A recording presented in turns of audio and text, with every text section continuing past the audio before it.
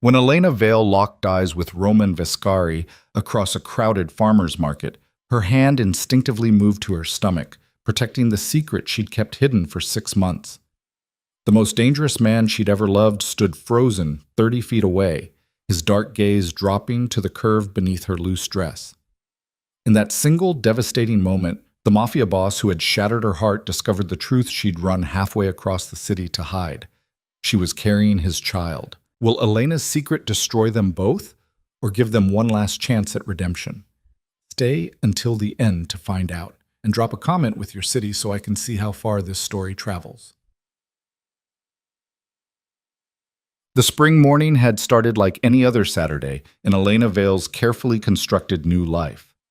She'd woken in her small studio apartment as golden light filtered through sheer curtains, stretched carefully to ease the persistent lower back ache that had become her constant companion, and dressed in the loose linen dress that had become her uniform, comfortable, modest, and most importantly, concealing. 6 months. That's how long it had been since she'd walked away from Roman Viscari, from the penthouse that had felt more like a gilded cage than a home, from the man whose touch had once made her feel alive and whose lies had nearly destroyed her. 6 months since she'd discovered the truth about who he really was, not just a wealthy businessman with legitimate investments, but something far darker. Something that terrified her. 6 months since she'd discovered she was pregnant.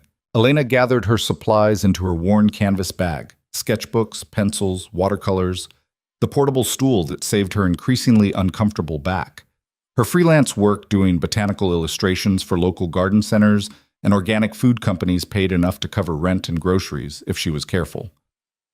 It wasn't the life of luxury she'd briefly known as Roman's wife, but it was honest. It was safe. It was hers. The farmer's market at Morrison Square had become part of her weekend routine. She'd sketched the heirloom tomatoes, the wild sunflowers, the exotic herbs that one vendor grew in a greenhouse passed down through 4 generations. The farmers loved having an artist capture their produce, often paying her in fresh vegetables and the occasional cash tip. More than that, the market felt wholesome, filled with families and retirees and young couples, worlds away from the dangerous glamour of Roman's universe. Elena navigated the crowded aisles slowly, one hand resting unconsciously on the swell of her belly beneath the fabric. At 24 weeks, she was unmistakably pregnant to anyone who looked closely, but the flowing cut of her dresses and the way she carried her bag strategically in front helped maintain the anonymity she desperately needed. She'd been so careful. No social media, no contact with anyone from her old life, even changing her hair from the sleek, dark bob Roman had loved to longer waves highlighted with warm honey tones. "Elena, over here!" Margot, who sold organic lavender and honey, waved from her stall. "I saved you some of the late-season blooms. Thought you might want to sketch them before they're gone." Elena smiled, genuine warmth flooding through her. This simple kindness, this uncomplicated friendship, was what she'd craved during those isolated months in Roman's world, where every interaction had been calculated, where danger lurked beneath polished surfaces. "You're an angel, Margot." Elena settled onto her stool beside the vendor's table, arranging her supplies. The morning sun caught the purple gray of the lavender, and she lost herself in the familiar meditation of observation and creation. Pencil moving across paper, the world narrowing to color, form, light. She didn't notice the black SUV that pulled up to the market's edge. Didn't see the tall figure that emerged, flanked by 2 men in dark suits. Didn't feel the weight of a gaze she knew as intimately as her own heartbeat until it was too late. Elena looked up from her sketch, perhaps sensing some shift in the atmosphere, some collective holding of breath among the Saturday morning crowd. And there, cutting through the sea of families and flower vendors like a shark through shallow water, was Roman Viscari. Time seemed to fracture. Her pencil slipped from suddenly nerveless fingers. The world tilted sickeningly. He looked exactly the same, and completely different. The same dark hair, though perhaps cut slightly shorter. The same broad shoulders filling out an obviously expensive charcoal suit that somehow didn't look out of place even among the farmers in their worn jeans. The same striking features that had first captivated her 3 years ago at a gallery opening. Strong jaw, full mouth, eyes so dark they appeared black in certain light. But there was something harder about him now, something more dangerous in the way he moved, Or perhaps she'd simply learned to see what had always been there. Their eyes met across 30 feet of crowded market. Elena watched recognition flash across his face, surprise, relief, something that looked almost like pain. His step faltered, just for a moment, and then his gaze dropped to where her hand had instinctively moved, pressed protectively against the curve of her stomach. Even from this distance, even through the loose drape of linen, she saw the exact moment understanding hit him, saw his entire body go rigid, saw his jaw clench, saw his hands curl into fists at his sides. "No," Elena whispered. "No, no, no." She stood abruptly, nearly knocking over her stool. Her bag. She needed her bag. She needed to run, to disappear before he reached her, before this fragile piece she'd built came crashing down around her. "Elena, honey, are you okay?" Margot's concerned voice seemed to come from very far away. "You look like you've seen a ghost." More like the devil himself, Elena thought wildly. Her hands shook as she tried to gather her scattered supplies. A pencil rolled under the table. She left it. But Roman was already moving, cutting through the crowd with the kind of focused intensity that made people unconsciously step aside. The two men flanking him, bodyguards she now understood, though 6 months ago she'd believed they were simply assistants, cleared a path with their mere presence. Elena turned, looking desperately for an exit, but the market was crowded, the aisles packed with weekend shoppers. She'd have to push through mothers with strollers, elderly couples examining heirloom tomatoes, children sticky with fresh squeezed lemonade. By the time she fought her way free, he'd have her.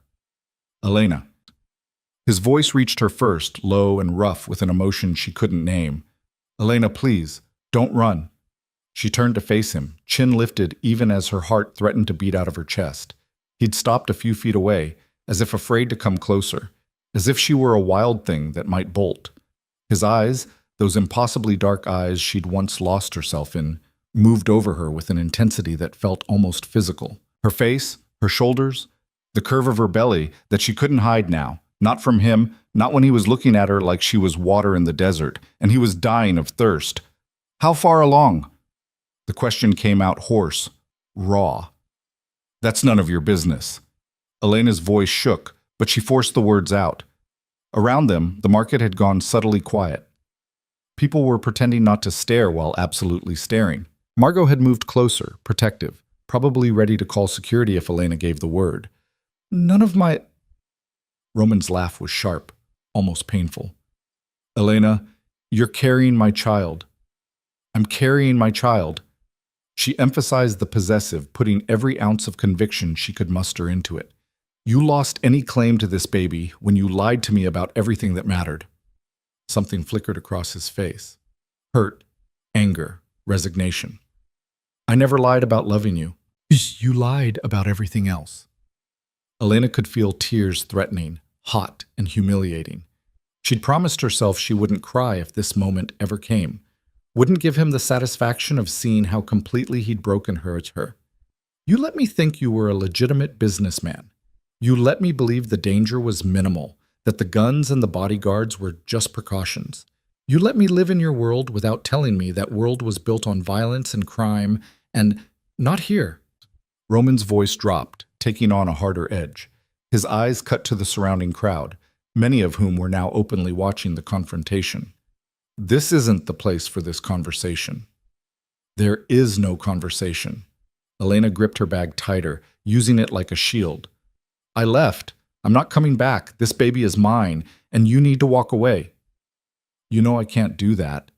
He took a step closer, and Elena forced herself not to retreat. "You know I won't." "You don't have a choice." "Neither do you."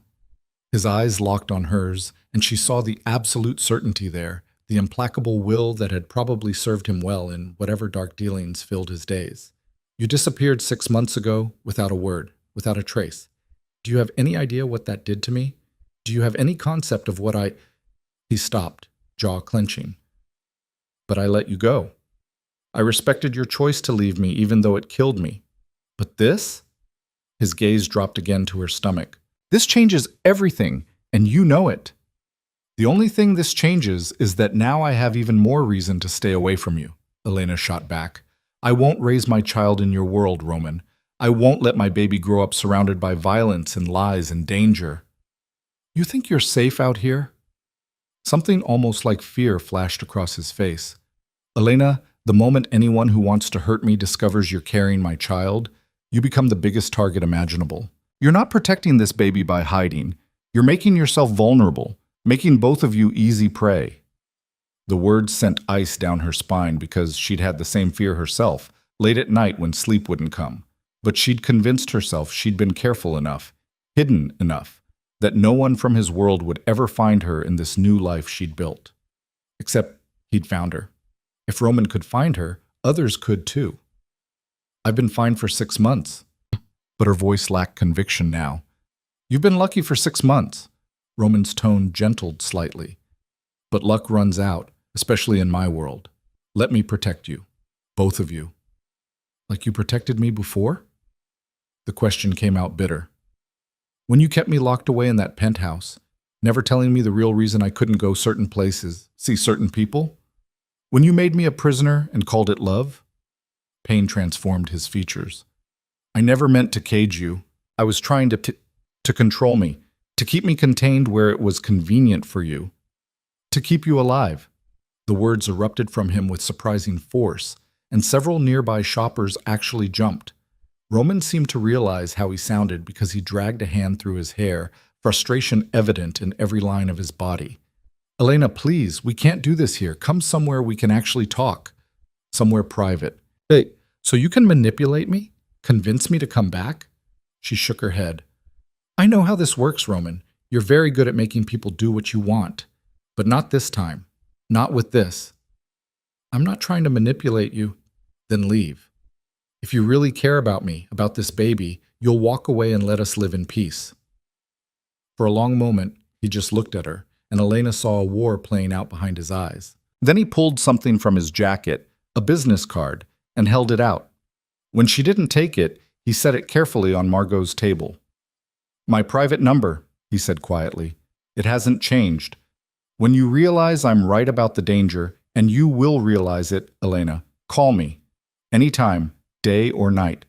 I'll come. I won't call. You will.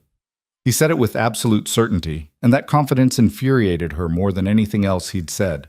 Because despite everything you think about me, despite every lie you believe I told, you know one thing is absolutely true. I would die before I let anything happen to you or our child. He turned then, nodding to his men, and began to walk away. Elena felt something lurch in her chest. Relief, regret, she wasn't sure. But then he paused, looking back over his shoulder. 6 months, he said softly. I'll give you 6 months to come to me on your own. But the moment this baby is born, if you haven't already accepted my protection, I'm filing for custody, full custody. And Elena, I have lawyers who've never lost a case. I have resources you can't imagine.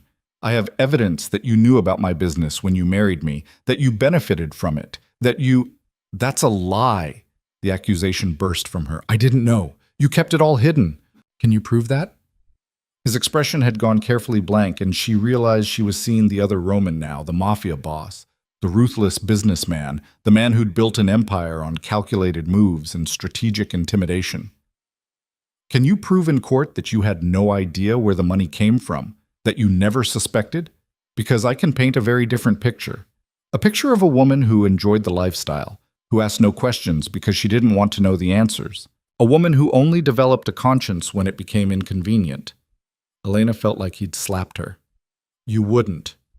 I would do anything to protect my child, even from their own mother, if necessary. He held her gaze, and she saw he meant every word. 6 months, Elena. Think very carefully about what you want the future to look like, for all three of us. Then he was gone, disappearing into the crowd with his bodyguards flanking him, leaving Elena standing amid the lavender and honey with her heart in her throat and her carefully constructed piece shattered into a million pieces. Holy hell, Margot breathed beside her. Who the fuck was that? Elena couldn't answer. She was too busy trying not to be sick. The panic attack hit as soon as Elena made it back to her apartment. She barely got the door closed before her knees gave out, and she sank to the floor with her back against the wood, gasping for air that wouldn't seem to fill her lungs properly. Roman knew. Roman knew about the baby. And he'd threatened her. Actually threatened to take her child away. The worst part, the absolutely terrifying part, was that she believed he could do it. Roman Vescary's power wasn't limited to whatever dark dealings he conducted behind closed doors. He had legitimate connections too, had introduced her to judges and politicians and lawyers during their brief marriage. People who owed him favors. People who wouldn't ask too many questions about helping him secure custody of his child. Her hands moved to her stomach, feeling the baby move beneath her palms. A flutter that had only recently started, like butterflies or bubbles. The beginning of a whole new person making their presence known. "I won't let him take you," she whispered. "I won't." But even as she said it, doubt crept in. What could she really offer this child? A studio apartment that barely fit a crib? Freelance income that varied wildly from month to month? No family support. Her parents had died in a car accident when she was 20, leaving her utterly alone in the world. That loneliness was what had made her vulnerable to Roman in the first place, what had made his attention feel like salvation. Roman, on the other hand, could offer everything. Private schools, security, a future free from financial worry. He could give their child the world, but at what cost? Elena forced herself to her feet, moving mechanically through the familiar space. Kettle on for tea. Change into comfortable clothes. Try to pretend her world hadn't just exploded. The business card sat on her small kitchen counter where she'd thrown it, Roman's name embossed in black on heavy cardstock.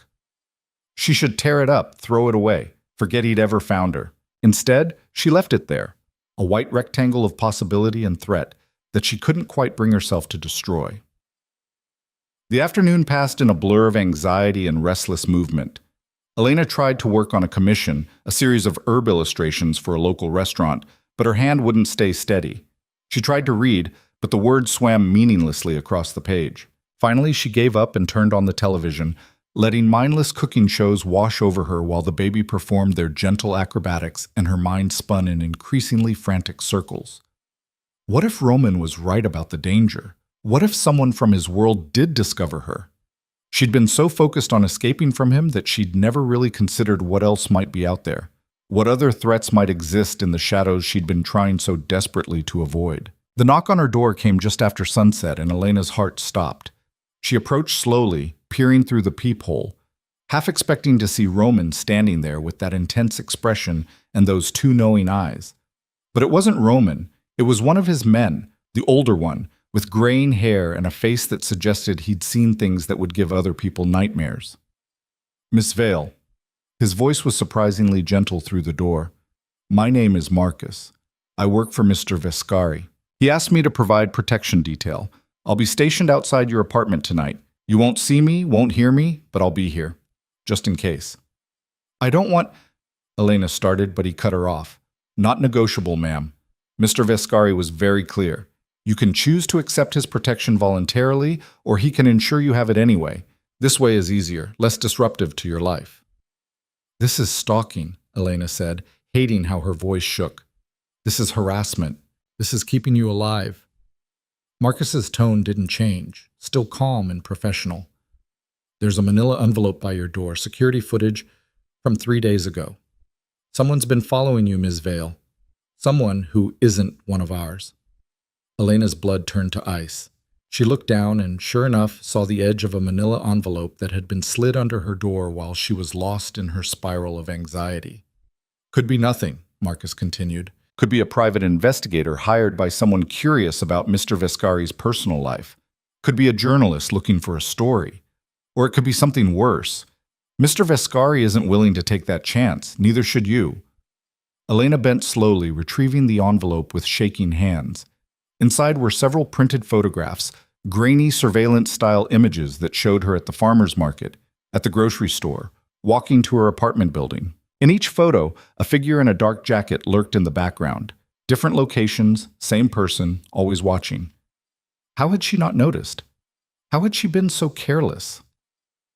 "Mr. Vescari's offer stands," Marcus said through the door. "You don't have to go back to him. You don't have to reconcile or forgive or anything else you're not ready for. But let him provide security. Let him keep you and the baby safe. That's all he wants right now." But that's not all he wants, Elena whispered, but she wasn't sure Marcus heard her. I'll be right outside, ma'am. You need anything? You just open the door and call out. Have a good evening. She heard his footsteps retreat, settling somewhere close but out of sight. True to his word, she couldn't hear him after that, but she knew he was there. Knew Roman had already inserted himself back into her life, whether she wanted it or not. Elena looked at the business card again, then at the surveillance photos, then down at her stomach where her baby, their baby, continued their oblivious dancing. She'd thought leaving Roman meant freedom. She'd thought distance meant safety. But maybe she'd been wrong. Maybe she'd never really escaped at all. Maybe the danger had been there all along, and she'd just been too angry and hurt and scared to see it. The question was, which was more dangerous? The world she'd left behind, or the vulnerability she'd embraced by running from it? Sleep didn't come. Elena lay in her bed, watching shadows move across the ceiling, hyper-aware of Marcus's presence just beyond her door. The surveillance photos sat on her nightstand, and every time she closed her eyes, she imagined that dark-jacketed figure breaking through her locks, getting to her before Roman's protection could. At 2 a.m., the baby's movements woke her from the light doze she'd finally fallen into. She got up to use the bathroom, a constant necessity these days, and found herself standing in front of the window, looking out at the sleeping city. A black SUV sat parked across the street, so obviously a guard vehicle that she wondered if Roman wanted her to see it, wanted her to understand how completely he could surround her if he chose. Her phone buzzed with a text from an unknown number, though she suspected she knew who it was before she even looked. Can't sleep either. The nursery is ready, has been for 3 months. I kept hoping you'd come back before... The text cut off, as if he'd decided not to finish the thought. Elena stared at the words, hating the way her heart clenched. He'd prepared a nursery? While she'd been hiding in this studio apartment, trying to figure out where a crib would even fit, he'd been setting up a room for their baby? She should delete the message, should block the number, should maintain the boundaries she'd worked so hard to establish. Instead, she found her fingers moving across the screen. What color did you paint it? The response came immediately, soft gray with white trim. I didn't know if we were having a boy or a girl, so I went neutral. There's a mural, a tree with flowers and birds. The artist spent 2 weeks on it. I can send you pictures if you want. Elena closed her eyes against the tears that threatened. This was manipulation, had to be manipulation. He was trying to make her see him as a caring father-to-be rather than the dangerous man who'd built an empire on violence. Why are you doing this? Because it's my child. Because I missed 6 months of this pregnancy, and I'll be damned if I miss another day. Because despite everything you think about me, everything I am, I want to be a father. Want to be there for every moment. You threatened to take my baby away. The pause was longer this time. I threatened to take our baby away if you kept putting yourself in danger. There's a difference. Elena, please. I'm not trying to steal our child. I'm trying to protect both of you. That's all I've ever tried to do. By lying to me? By keeping me locked away? By keeping you alive? Do you have any idea how many people would love to hurt me through you? How many enemies I've made? You were safer not knowing, safer behind those walls. I was suffocating behind those walls. I know that now, but at the time I thought if I could just keep you separate from it all, keep you clean and safe and untouched by the darkness, you could be my light, my reason to be something better than I was. Elena slid down the wall, sitting on her floor in the dark, phone clutched in her hand, crying silently so Marcus wouldn't hear through the door. You can't build something good on a foundation of lies. I know, but maybe we could build something new, something honest. I'm not asking you to forgive me. I'm not asking you to come back as my wife. I'm asking you to let me be a father, to let me keep you both safe while we figure out what comes next. And if I say no, then I meant what I said at the market. I'll wait until the baby is born, and then I'll fight for custody. I don't want to, Elena. The thought of going to war with you makes me sick, but I will do it if that's the only way to keep my child safe. From me? From whoever is in those photographs. From anyone who might use you or the baby to get to me. From a life of poverty and struggle that you're too proud to admit you can't sustain alone. The truth of that last part stung because he wasn't wrong. Her savings were nearly depleted. Her freelance income barely covered expenses. She'd been trying not to think about what would happen when the baby came, when she couldn't work as much, when medical bills started piling up. "I hate you for this," she typed. "I know. But you'll hate me more if something happens to you or our baby, and I did nothing to prevent it. Come to the penthouse tomorrow. See the nursery. See the security measures I've put in place. See that I'm serious about doing this right. Then make an informed decision instead of one based on fear and anger. Why should I trust you? Because 6 months ago, I let you walk away even though it destroyed me. Because I could have tracked you down in a week, but I gave you space to breathe and think. Because right now, I'm asking instead of demanding. That has to count for something." Elena looked at the surveillance photos again, at the stranger who'd been watching her for days without her knowledge. Then she looked at her tiny apartment, at the corner where she'd hoped to squeeze a crib, at the precarious life she'd built on hope and determination. One visit. That's all I'm promising. That's all I'm asking. 10 a.m. I'll send a car. I'll take the bus. Elena, bus or nothing, I need to feel like I have some control here. Another pause. Fine. But Marcus rides with you. Non-negotiable. She wanted to argue, but she was tired. So tired. Fine. Thank you. Get some sleep. Both of you need rest. She didn't respond, just set the phone aside and climbed back into bed. But sleep still wouldn't come, because she'd just agreed to walk back into the world she'd fought so hard to escape. And some part of her, the part she didn't want to acknowledge, wasn't entirely sure she'd ever left. The bus ride across the city the next morning felt surreal. Marcus sat 2 rows behind her, close enough to intervene but far enough to give her breathing room. Elena kept her hand on her stomach, feeling the baby's movements, trying to convince herself she was doing the right thing. The penthouse building rose above the financial district like a monument to wealth and power. Elena had lived here for 8 months, but as the doorman, still the same one, who nodded at her with surprise and something like relief, opened the door, she felt like she was entering foreign territory. The private elevator required a key card.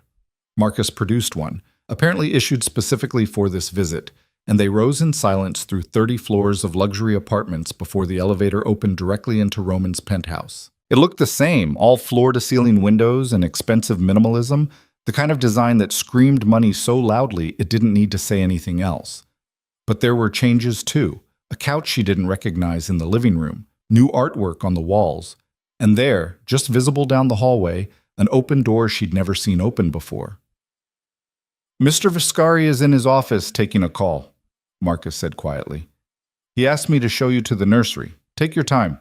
He'll join you when he's free." Elena wanted to refuse, wanted to demand they do this on her terms, in her timeline. But curiosity pulled at her, the need to see what Roman had created for their baby without her input, without her presence. The nursery was the 3rd door on the left, and when Marcus pushed it open, Elena's breath caught. It was perfect. Too perfect, maybe. A room pulled from some designer's dream of what a baby's space should be. The walls were indeed soft gray, the trim white and clean. But it was the mural that stopped her heart. An enormous tree stretched across one wall, its branches spreading to the ceiling, and among the leaves bloomed flowers in soft pastels, roses and peonies and cherry blossoms, while birds in flight wove between the branches. It was whimsical and peaceful and utterly beautiful. The crib was white, simple, but clearly expensive. A rocking chair sat by the window, positioned to catch the morning light. Shelves held books and stuffed animals, organized with a precision that made her heart ache because it meant Roman had chosen each item himself, had thought about their baby, had prepared for this child while she'd been hiding across the city. "There's a changing table with all the supplies," Marcus said, pointing. "And that door connects to a full bathroom. Mr. Viscari had it renovated specifically for the nursery, easier for night feedings and changes." Elena walked slowly into the room, running her hand over the crib's railing. A mobile hung above it, more birds, soft fabric ones in muted colors that would dance in the air when the baby moved. She touched one gently, setting it swaying. "I'll leave you alone," Marcus said. "Mr. Viscari will be along shortly." Then she was alone in the nursery her ex-husband had built, surrounded by evidence of a hope she hadn't let herself feel. She sank into the rocking chair, closed her eyes, and let herself imagine, just for a moment, what it might be like to actually use this room, to sit here in the middle of the night with her baby, rocking them back to sleep while the city glittered beyond the windows, to have help, resources, security. to not be alone. I didn't know if you'd actually come. Elena's eyes flew open. Roman stood in the doorway, and for a moment they just looked at each other. He'd abandoned the suit for dark jeans and a black sweater, somehow looking both more casual and more dangerous. His hair was disheveled, like he'd been running his hands through it. Dark circles under his eyes suggested he'd slept about as well as she had. I almost didn't, she admitted. He stepped into the room but maintained his distance, leaning against the wall near the door. What do you think? It's beautiful. You hired someone? An artist I work with sometimes. She does murals for children's hospitals. I told her I wanted something peaceful, something full of life and hope. His eyes moved over her face, searching for something. I wanted our child to grow up surrounded by beauty instead of darkness. That's ironic, coming from you. The words came out sharper than she'd intended, but Roman just nodded. I know what I am, Elena. What I've done. But this, he gestured at the nursery, this is what I want to build. Not more violence, not more fear. Something clean, something good. You can't separate yourself from your world that easily. I know, but I'm trying. He pushed off from the wall, moving closer but still maintaining careful distance. Let me show you something. He led her out of the nursery, down the hall to his office. Elena had only been in here a handful of times during their marriage. This was Roman's private domain, where business happened behind closed doors. But now he opened those doors wide, gesturing for her to enter. The office was all dark wood and leather, masculine and intimidating. But on the desk sat a laptop, and Roman opened it, pulling up a series of files. This is every legitimate business I own, he said, clicking through documents. Real estate holdings, investment portfolios, restaurants, a security consulting firm. All completely legal, all generating substantial income. And this? He opened another folder. This is my exit strategy. Elena leaned closer, scanning the documents. They outlined a systematic dismantling of what the files carefully called his legacy operations, territories being sold or transferred, partnerships being dissolved, relationships being severed. I started this 3 months ago, Roman said quietly. Before I knew about the baby, before I even knew where you were. I started it because the night you left, you asked me if this was the life I wanted our future children to grow up in, and I realized the answer was no. I realized I'd become something I never wanted to be. So you're just walking away, just like that? Elena couldn't keep the skepticism from her voice. Not just like that. It's complicated, dangerous even. There are people who don't want me to leave, who see it as weakness or betrayal. But I'm doing it carefully, strategically, burning bridges in a way that doesn't get me killed. He looked at her directly. I want out, Elena. Not just for you or the baby. For me. Because I'm tired of being this person. She wanted to believe him. Some part of her that had never stopped loving him desperately wanted to believe that the man she'd fallen for was still in there somewhere, trying to claw his way back to the light. How do I know this isn't just another manipulation? She asked. Another way to control me? You don't. You won't. Not until I've actually done it, proven myself over time. He closed the laptop, turning to face her fully. I'm asking you to take a leap of faith, to trust me one more time, to let me prove that I can be the man you needed me to be when we first met, the father our child deserves. And if I can't, if the trust is too broken, pain flashed across his face, then we figure out how to co-parent, how to keep our child safe and loved even if we can't be together. But Elena, his voice dropped, became intimate. I'm hoping we can find our way to something more, not the marriage we had, something new, something honest. The baby kicked hard, a sharp jab against Elena's ribs, and she gasped softly. Roman's eyes immediately dropped to her stomach. Is the baby okay? Just kicking. They've gotten stronger lately. Without thinking, Elena took his hand, placing it against her belly where the baby was moving. There, feel that? Roman's entire body went still. His hand was warm against her stomach, and when the baby kicked again, his breath caught. They're really in there, really alive, really ours. Tears filled his eyes, actual tears which Elena had never seen in all their time together. This hard, dangerous man was crying at the simple miracle of their baby's movement, and something in her chest cracked open. I've missed so much already, he whispered. Please don't make me miss any more. Please, Elena. I know I don't deserve your forgiveness. I know I broke your trust in the worst possible way. But our baby deserves a father who's present, who's trying, who's fighting to be better. Elena closed her eyes, feeling the baby move beneath both their hands, feeling the weight of this impossible decision crushing down on her. Stay safe but alone, or risk her heart and her child's future on a man who'd already proven he could lie to her face for months? I need conditions, she finally said. If I agree to stay here, to accept your protection, I need absolute control over certain things. Name them. I want my own space, not the master bedroom, not sharing your bed. A separate wing of the penthouse with my own entrance if possible. Done. The guest suite has its own access via the secondary elevator. Well, I want access to all your financial records. I want to see exactly where the money comes from. No more secrets. You'll have complete transparency. I'll set you up with my accountant. And I want the final say in how our child is raised. Schools, activities, values. If I think something is too dangerous or too connected to your old world, you back off. Roman hesitated on that one. Within reason. I won't let you shelter our child from reality entirely. But yes, you'll have significant control over those decisions. We'll make them together. Not together. Me. I make them. You support them. Elena, those are my terms, Roman. Take them, or I walk out of here and you can explain to a judge why you thought total control was more important than our child having their mother. A muscle worked in his jaw, but finally he nodded. Fine. You have final say, but I want equal time. I want to be present for doctor's appointments, birthing classes, all of it. I don't want to be shut out.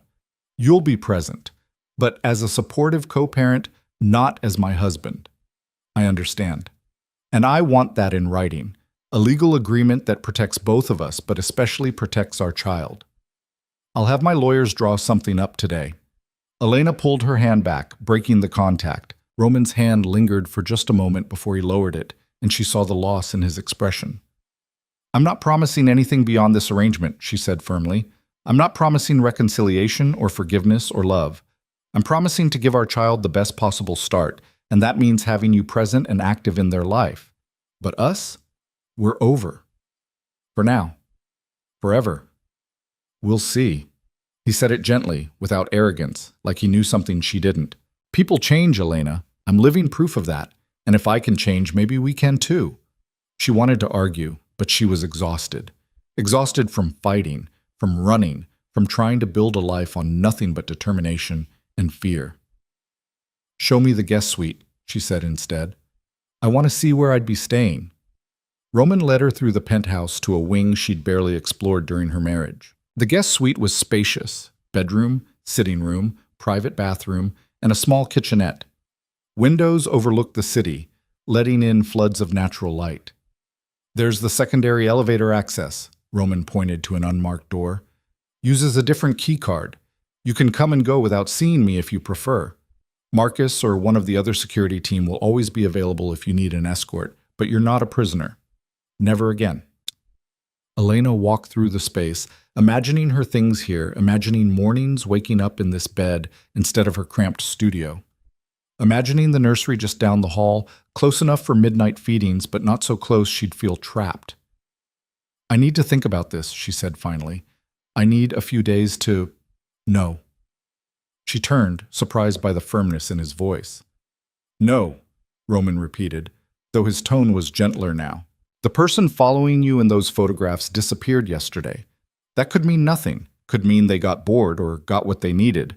Or it could mean they're planning something, waiting for the right moment. I need you here, where I know you're protected, where an entire security system stands between you and anyone who might want to hurt you. Take all the time you need to decide about everything else, but you stay here while you're deciding. You can't just, I can and I am. Call it protective custody. Call it concern for my child's well-being. Call it whatever you want. But you don't leave this building without a full security detail. And preferably, you don't leave it at all until we're sure the threat is gone. Elena opened her mouth to argue, then closed it. Because she could see in his eyes that this wasn't negotiable, that Roman would physically prevent her from leaving if necessary. And somewhere underneath her anger at his high-handedness, She was terrified he might be right. Fine, she said. I'll stay. But I'm calling my landlord about my apartment. I'm not giving it up. If this doesn't work, when this doesn't work, I need somewhere to return to. Fair enough? They stood in the middle of the guest suite, the afternoon light painting everything gold, and Elena realized she'd just agreed to move back into the home she'd fled 6 months ago, that she was now tied to Roman Viscari in a way that would last the rest of her life, regardless of how much distance she tried to maintain. The baby kicked again, as if in approval, and Elena rested her hand against her stomach. I'm doing this for you, she whispered, though she wasn't sure if she was talking to the baby or to herself. Only for you. But when she looked up and met Roman's eyes, saw the hope and determination burning there, she wondered if that was really true. Wondered if some part of her had always been waiting for a reason, any reason, to find her way back to the man who'd broken her heart. And that terrified her most of all. Moving back into the penthouse took less than 3 hours, a stark reminder of how little Elena had accumulated in her 6 months of freedom. 2 suitcases of clothes, a box of art supplies, her laptop, and a handful of personal items that had survived the purge she'd done when leaving Roman. She watched Marcus and another security guard named David carry everything up through the secondary elevator, feeling like she was witnessing the erasure of her independent life in real time. That's everything, she told Roman, who'd appeared in the doorway of the guest suite as if summoned by her thoughts. Not much to show for half a year, is it? You were surviving, not collecting things. He leaned against the doorframe, hands in his pockets, that careful distance he'd been maintaining since she agreed to stay. There's no shame in that. Feels like failure. Feels like strength to me. You left everything comfortable and safe because you had principles. That's not weakness, Elena. She turned away from the compliment, unsettled by how much she wanted to believe it. I need to call my landlord, let him know I'm keeping the apartment but won't be staying there for a while. I'll cover the rent. No. The word came out sharper than intended. That's my space, my safety net. I pay for it myself. Elena, you can barely afford... I said no, Roman. She met his eyes, letting him see her determination. I need something that's completely mine. Something you can't touch or control or take away. Let me have this. A muscle worked in his jaw, but he nodded. Fine. But if you need anything, furniture for the nursery here, supplies, whatever, you let me provide it. The baby shouldn't suffer because you're being stubborn. The baby won't suffer. I'm agreeing to stay here, aren't I? They'll have everything they need. What about what you need? The question hung between them, loaded with meanings Elena wasn't ready to unpack. She turned back to her suitcases, starting to unzip one. I need you to leave so I can unpack and settle in. There's a dinner reservation at 7, just downstairs in the building's restaurant. Private room. I thought we could talk about logistics, doctor's appointments, birthing classes, the legal agreement. Fine. 7 o'clock. Now, please go. He left without argument, and Elena sank onto the bed, pressing her hands against her face. What had she done?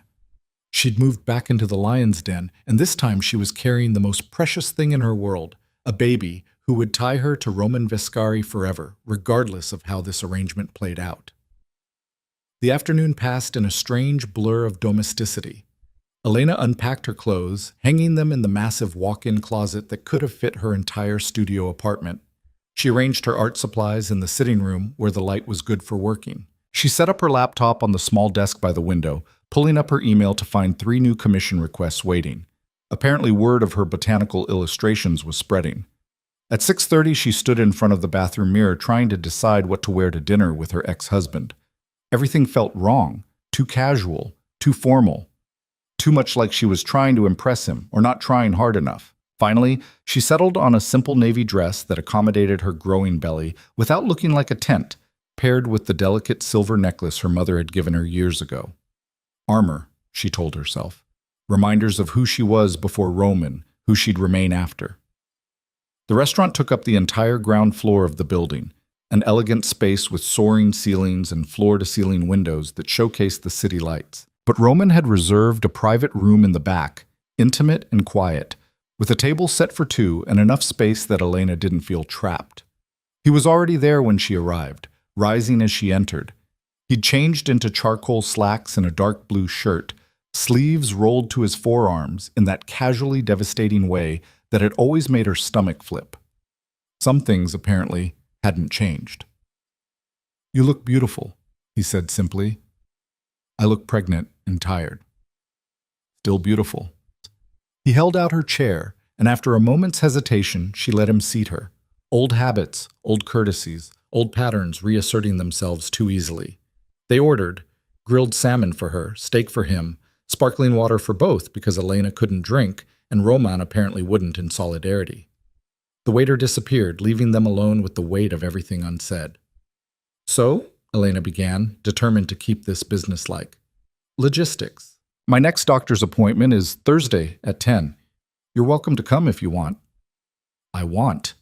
Roman pulled out his phone, adding it to his calendar. What else have I missed? Not much. Monthly checkups, everything normal so far. The baby's measuring on track, heartbeat strong. She hesitated, then added, We could find out the sex at the next ultrasound if you want to know. Something flickered in his expression. Hope, maybe, or wonder. Do you want to know? I'm not sure. Part of me wants the surprise. Part of me wants to prepare. Then we wait.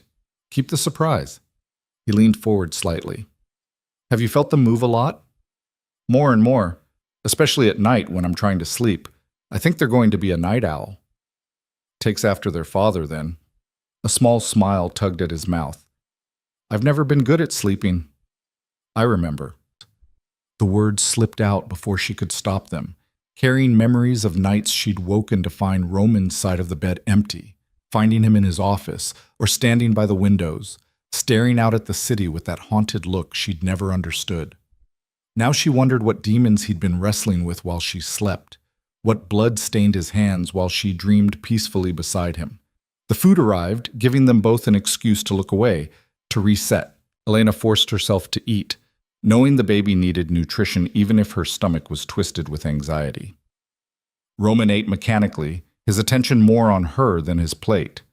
I had my lawyers draw up an agreement, he said finally, pulling a folder from the bag beside his chair. You can have your own attorney review it, of course, but I tried to include everything we discussed. Elena took the folder, scanning the pages. It was dense legal language, but the key points were clear. She would maintain primary custody. Roman would have unlimited visitation rights. All major decisions about the child's welfare would require her approval, and he would provide full financial support without question or restriction. There's a clause here about relocation, she noted.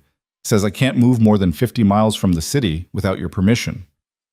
I need to be close enough to be an active parent. Daily visits if possible, not just weekends and holidays. And if I want to leave, want to start over somewhere else? Then we renegotiate. But Elena, his voice softened. I'm not trying to trap you. I'm trying to make sure I don't lose my child entirely. Can you understand that? She could. Hated it, but could. Fine. I'll have someone review this, but it seems fair.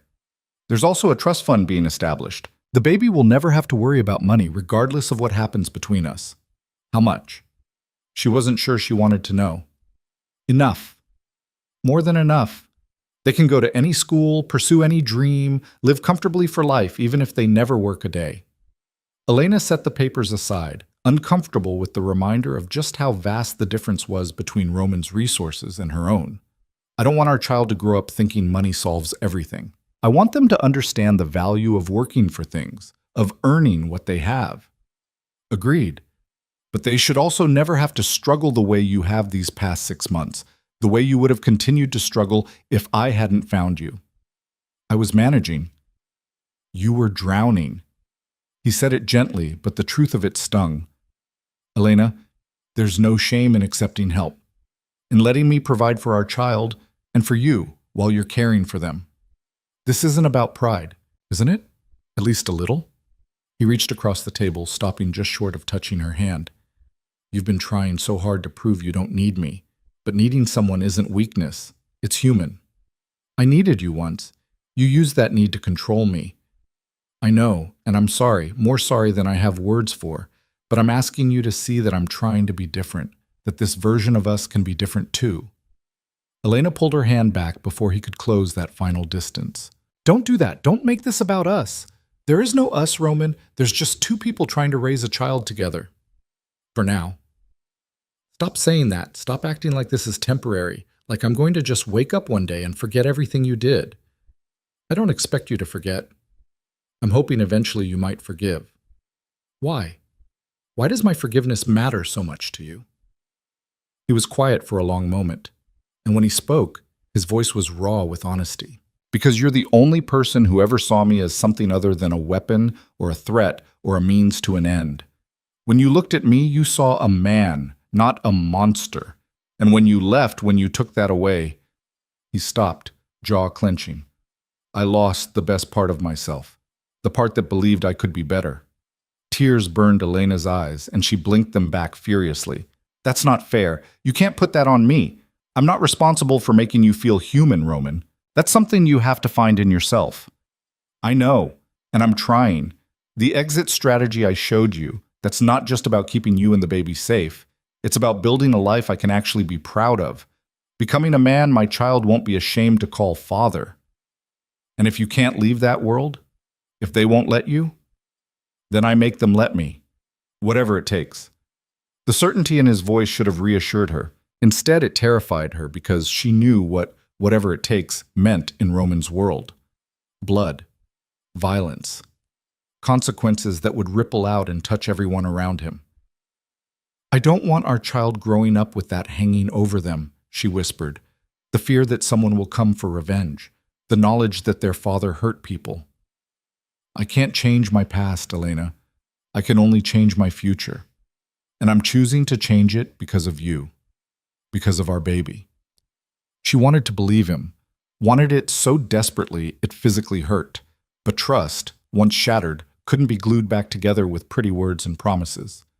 They finished dinner in relative silence, the conversation shifting to safer topics, birthing class options, pediatrician recommendations, whether they needed to start interviewing nannies. Elena insisted she wanted to care for the baby herself as much as possible, at least in the early months.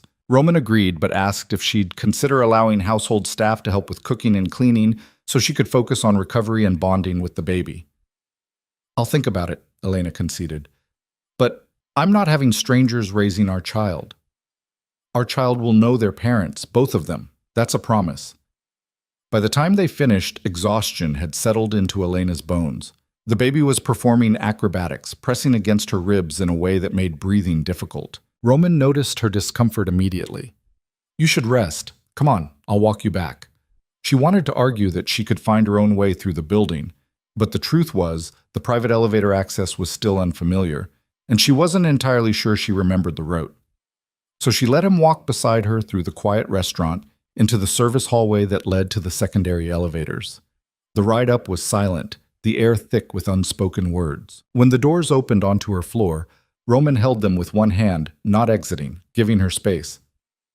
If you need anything tonight, anything at all, I'm just across the penthouse. Don't hesitate. I'll be fine. I know you will be, but the offer stands anyway.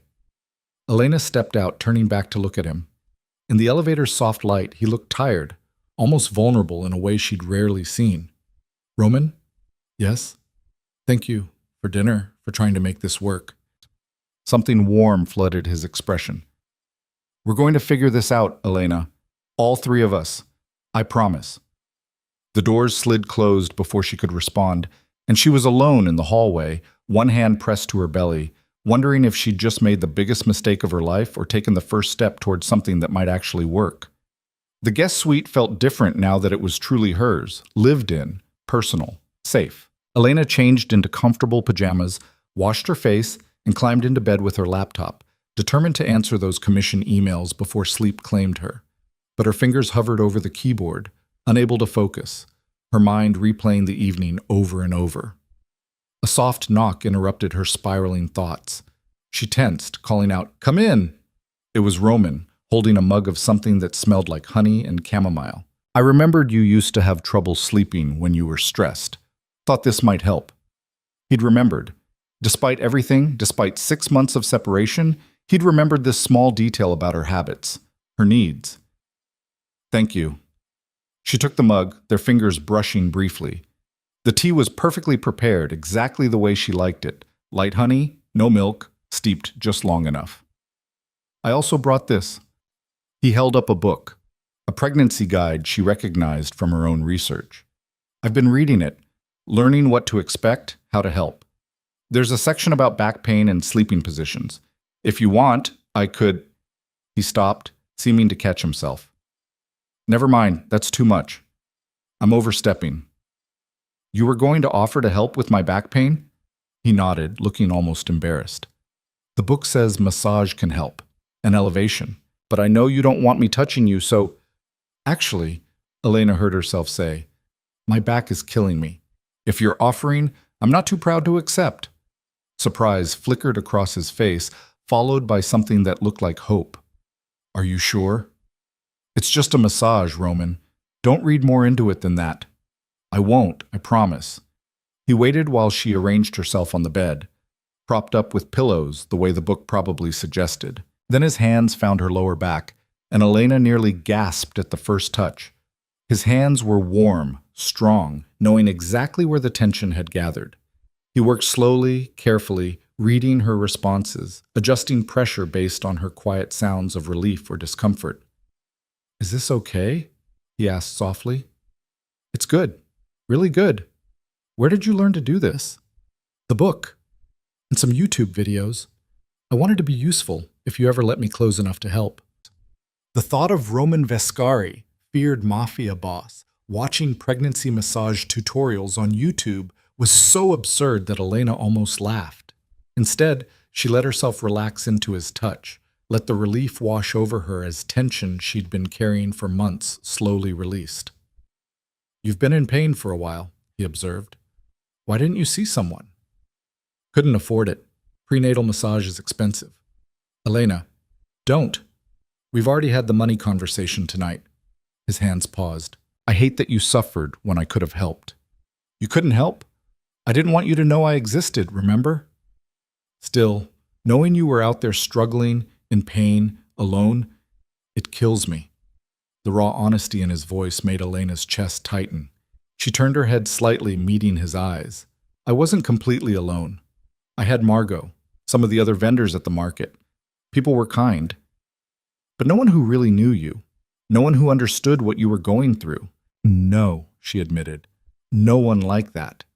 His hands resumed their work, moving up her spine with practiced care. The baby shifted, seemingly approving of the relaxation, and Elena felt a strange peace settle over her. This was dangerous territory, letting Roman care for her, accepting his tenderness, allowing these small intimacies that blurred the careful lines she'd tried to draw. I should probably stop, she said, though she made no move to pull away.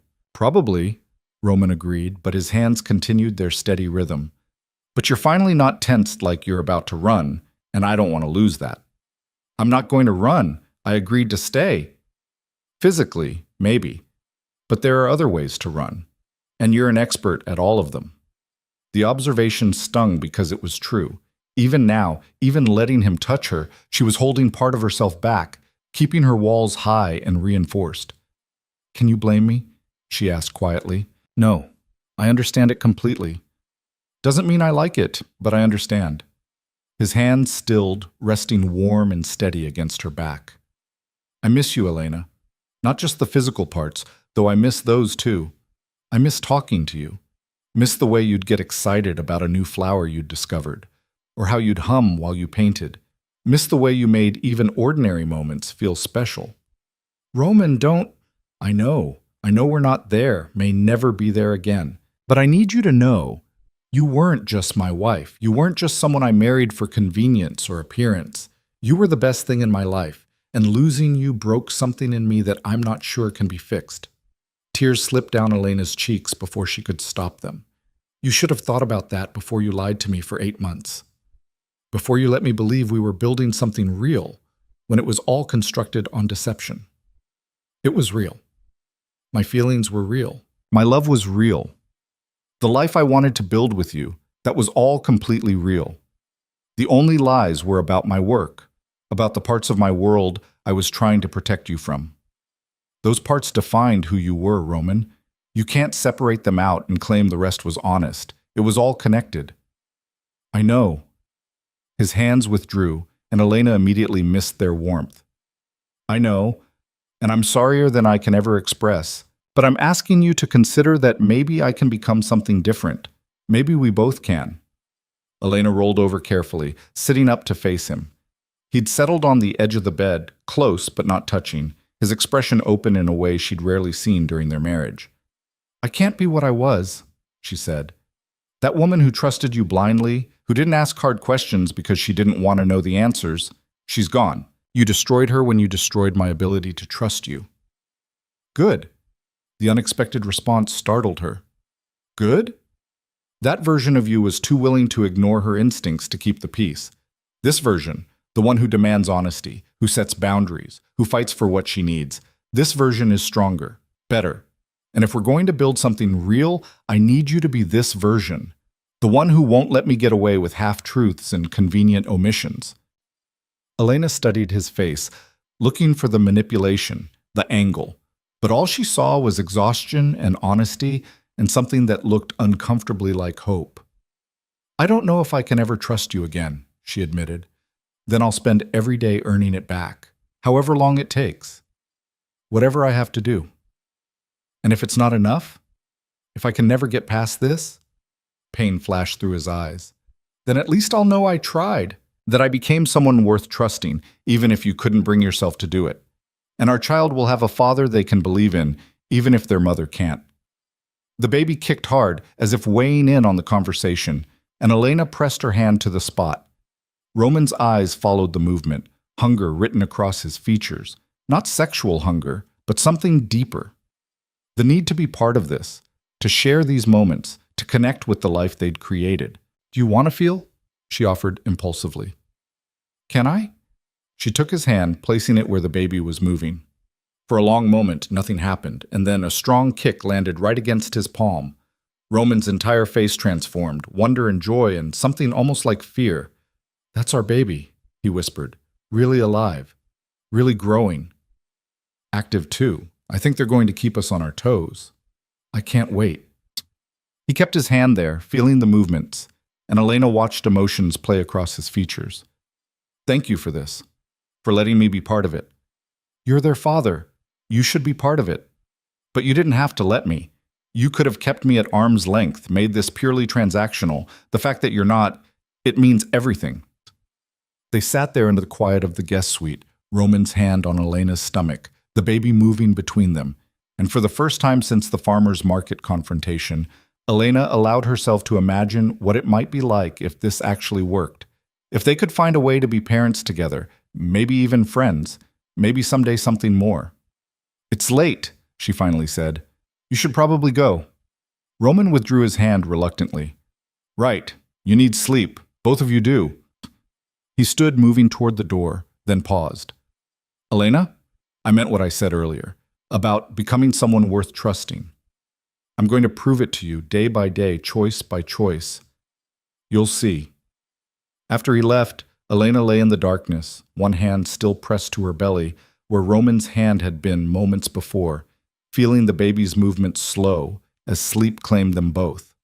She wanted to maintain her walls, keep her distance, protect herself from the inevitable hurt, but some traitorous part of her heart was already softening, already remembering why she'd fallen in love with Roman Viscari in the first place, already wondering if the man she'd married was still in there somewhere, fighting his way back to the surface.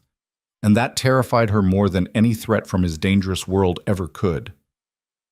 The next morning arrived with weak sunlight filtering through the guest suite windows and the smell of fresh coffee drifting from somewhere in the penthouse. Elena woke slowly, momentarily disoriented by the unfamiliar ceiling, the expensive sheets, the sense of space after months in her cramped studio. Then reality settled back in. She was living with Roman again, carrying his baby, navigating an impossible situation with no clear path forward. A soft knock preceded Roman's voice. "Elena? I'm leaving breakfast outside your door. No pressure to eat with me, but I thought you might be hungry." She heard his footsteps retreat before she could respond.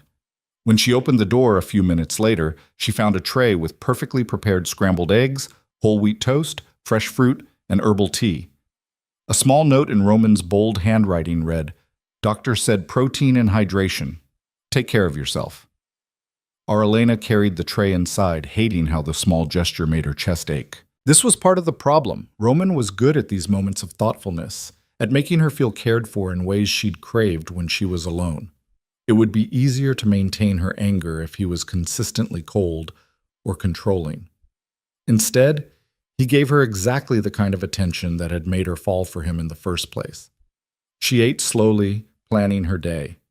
She had illustration work to complete, emails to answer, her own life to maintain, even while living in Roman space. After breakfast, she settled in the sitting room with her sketchpad, determined to finish the herb series for the restaurant commission.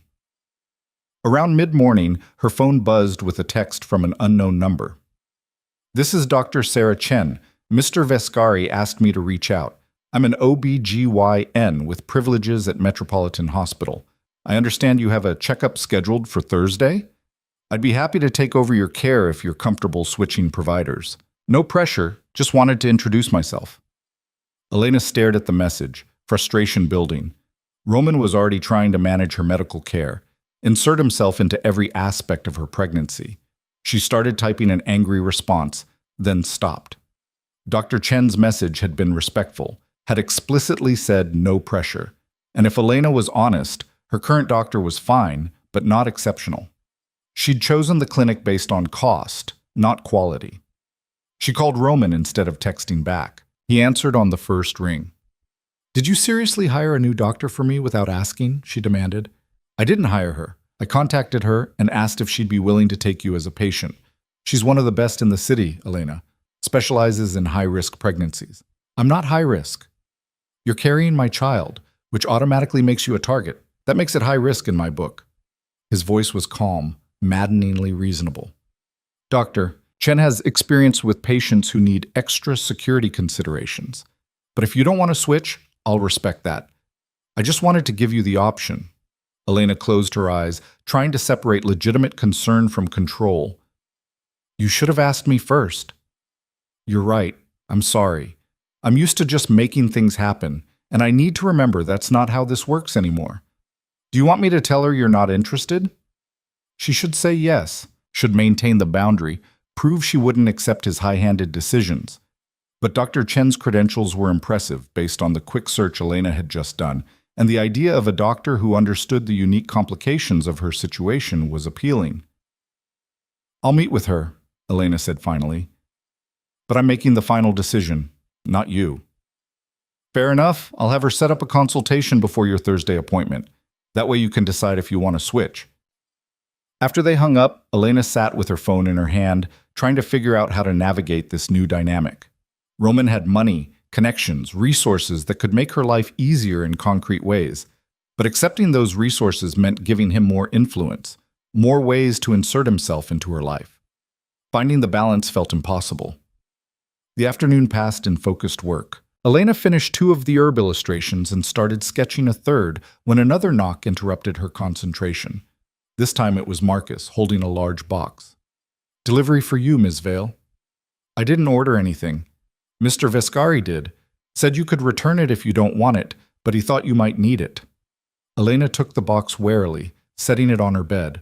Inside was a pregnancy pillow, one of the expensive full-body ones designed to support every aching part of a pregnant woman's body.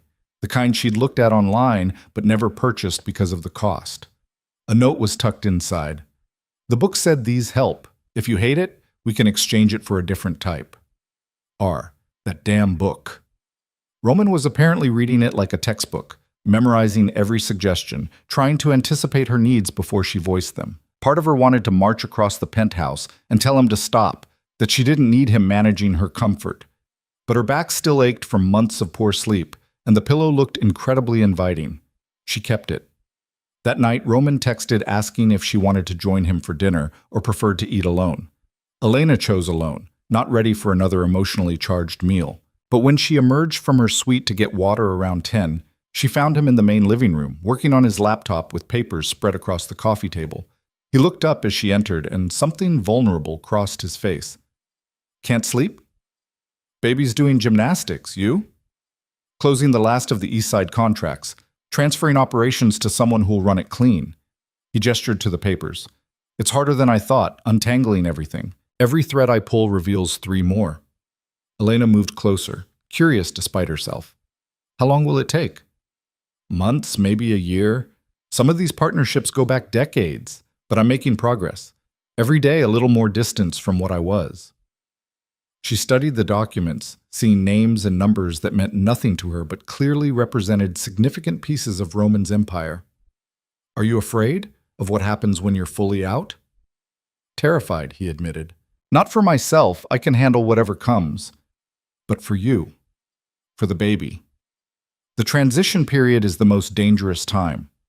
When I'm no longer strong enough to command respect, but not yet free enough to be left alone. Maybe we should wait then, until after the baby comes, No! He closed the laptop, giving her his full attention. I want to be out before our child is born. Want to hold them in my arms, knowing I'm building a clean future, not dragging them into my past. It's worth the risk. What if something happens to you? The question hung between them, heavy with implications. Because despite everything, despite her anger and hurt and determination to keep her distance, Elena realized she didn't want Roman dead. Didn't want their child to grow up without a father. Didn't want to face this world alone again. I've made arrangements, Roman said quietly. If something happens to me, you and the baby are protected. Financially, legally, every way possible. Marcus has instructions to get you out of the city immediately, take you somewhere safe. You'll never have to worry. That's not what I asked. I know. He stood, crossing the space between them slowly. But it's the only answer I can give. I'm doing everything possible to stay alive, Elena, because I want to see our baby grow up. Want to be there for first steps and first words and every moment in between. But I can't guarantee I'll survive this transition. All I can guarantee is that you and our child will be taken care of, no matter what. Elena felt tears threaten and blinked them back furiously. I don't want your money if you're dead, Roman. Our baby needs their father, not a trust fund. Then help me stay alive. The request caught her off guard. What? Help me stay alive. Give me something to fight for beyond abstract concepts of redemption. Be my reason to be careful, to be smart, to prioritize survival over pride. I'll fight harder to come home if I know you're waiting, even if you're just waiting to yell at me. A laugh escaped her, watery and unexpected. You want me to care about you so you'll be more careful? I want you to let yourself care about me again, period. But yes, if keeping me alive is a good starting point, I'll take it. This is emotional blackmail. This is honesty. Maybe too much honesty, but I'm trying this new thing where I don't hide how I feel from you. Elena wiped at her eyes, frustrated by her own tears, by how easily he could still reach past her defenses. Fine. I care. Obviously I care, or I wouldn't be here. Happy? Getting there. He lifted his hand as if to touch her face, then caught himself. Can I hug you? Just for a minute? She should say no, should maintain the physical distance that helped her keep emotional distance. But she was tired and scared, and her back hurt, and the baby was kicking relentlessly, and Roman's arms looked solid and safe in a way nothing else did. Just a hug, she conceded. He pulled her in carefully, like she might shatter, wrapping his arms around her in a way that supported rather than confined. Elena let herself lean into him, let herself remember what it felt like to be held, to share the weight she'd been carrying alone. He was warm and solid and smelled like expensive cologne and something uniquely him. And for just a moment, she let herself pretend this might actually work. Thank you, he murmured against her hair, for letting me hold you, for being here, for giving me another chance. I haven't given you anything yet except proximity and co-parenting. That's more than I deserve. I'll take it. They stood there in the quiet penthouse, the city lights glittering beyond the windows, the baby moving between them, and Elena felt something shift. Not forgiveness, not yet, but maybe the beginning of willingness to see if forgiveness might be possible someday. When she finally pulled back, Roman let her go immediately, respecting the boundary even as his eyes followed her with unmistakable longing. I should sleep, Elena said. Try to, anyway. Use the pillow. It really does help. How would you know? Tested it myself before I sent it. Wanted to make sure it was comfortable. The image of Roman Vescari, dangerous mafia boss, curling up with a pregnancy pillow to test its comfort level was so absurd that Elena laughed, really laughed, for the first time in months. What? He asked, smiling at her laughter. Nothing. Just, you're ridiculous sometimes. For you, always. Elena shook her head, but she was still smiling as she headed back to her suite. And when she climbed into bed with the pregnancy pillow arranged around her, supporting her back and belly and knees in exactly the right way, she had to admit it was perfect, just like Roman had known it would be. Damn him. The consultation with Dr. Sarah Chen happened 2 days later in a sleek medical office that occupied the top floor of a building Roman apparently owned. Elena tried not to think about the implications of that as she settled into the comfortable chair across from the doctor, Roman sitting quietly to her left after asking permission to join them. Dr. Chen was younger than Elena expected, maybe early 40s, with kind eyes and an efficiency that suggested competence rather than coldness. She'd reviewed Elena's medical records already and spent the first 20 minutes asking detailed questions about the pregnancy, Elena's health history, her current symptoms, and concerns. "Your previous doctor did good work," Dr. Chen said, scanning through notes on her tablet. "Everything looks healthy and on track. But I do think there are some additional precautions we should consider given your unique circumstances." "Unique circumstances," Elena repeated. "You mean the part where the father is trying to leave organized crime and someone might target me?" "I mean the part where you're under unusual stress, which can affect pregnancy outcomes." Dr. Chen's tone was matter-of-fact, non-judgmental. "High-stress environments require additional monitoring, more frequent checkups, stress tests, making sure the baby is thriving despite external factors. I'm handling the stress fine. Your blood pressure suggests otherwise." "Doctor," Chen showed her the readings from earlier. "It's not dangerously high, but it's elevated from your previous appointments. We need to watch that carefully. Preeclampsia can develop quickly, especially in the 3rd trimester." Elena felt Roman tense beside her, though he remained silent. They'd agreed before the appointment that he wouldn't speak unless addressed directly, letting Elena maintain control of her own medical care. "What would additional monitoring look like?" Elena asked. "Weekly appointments instead of monthly. At-home blood pressure monitoring. I'd also recommend we schedule the delivery at a private facility with enhanced security rather than a traditional hospital." "I can't afford private delivery." "That's covered," Roman said quietly, then caught himself. "Sorry, but it is covered, Elena. Whatever you need." Dr. Chen looked between them, clearly understanding more of the dynamic than she was saying. "Why don't I give you two a moment to discuss? I'll be back in 5 minutes, and Elena, you can let me know your decision then." After she left, Elena turned to Roman. "A private facility? That seems extreme." "It's safer. No public records of admission, limited access points, security we can control completely." His voice was careful, measured. "But if you want a traditional hospital, we'll make that work too. I'll just station more men, lock down the floor. Your choice." "Those are both terrible options." "Those are the only options in my world. I'm sorry, but that's the reality." He shifted in his chair to face her more directly. "Elena, I know this isn't what you imagined when you thought about having a baby. I know it's not the peaceful, normal experience you deserve, but I'm trying to give you as much choice as possible within the constraints we're working with." She wanted to argue, wanted to insist this was all unnecessary paranoia, but the surveillance photos were still vivid in her memory. And just yesterday, Marcus had quietly mentioned increased chatter among Roman's enemies, people taking note of his withdrawal, testing for weakness, looking for leverage. "Fine. Private facility. But I want to tour it first. Make sure it's actually equipped for complications, not just security." "We'll schedule a visit." Roman's relief was palpable. "Thank you, Doctor." Chen returned and Elena agreed to switch her care, agreed to the weekly appointments, agreed to all of it because deep down she knew Roman was right. The baby's safety had to come first, even if it meant accepting help she'd sworn she didn't want. The appointment concluded with an ultrasound that showed the baby measuring perfectly, heartbeat strong and steady. Elena watched the screen, feeling the familiar awe of seeing the tiny person growing inside her. Roman watched too, his hand finding hers and squeezing gently when the baby's face became visible. A perfect profile, peaceful and unaware of the complicated world waiting outside. "Do you want to know the sex?" Dr. Chen asked, pausing the image. Elena looked at Roman, a silent question passing between them. He nodded almost imperceptibly, leaving the choice to her. "Yes," she decided. "We want to know." "It's a boy. Congratulations." "A boy." Elena felt tears spring to her eyes as the reality settled in. She was having a son. Roman's son. A little boy who would have his father's eyes, maybe, or his stubborn determination. A son who deserved better than the violence and fear that had defined Roman's world.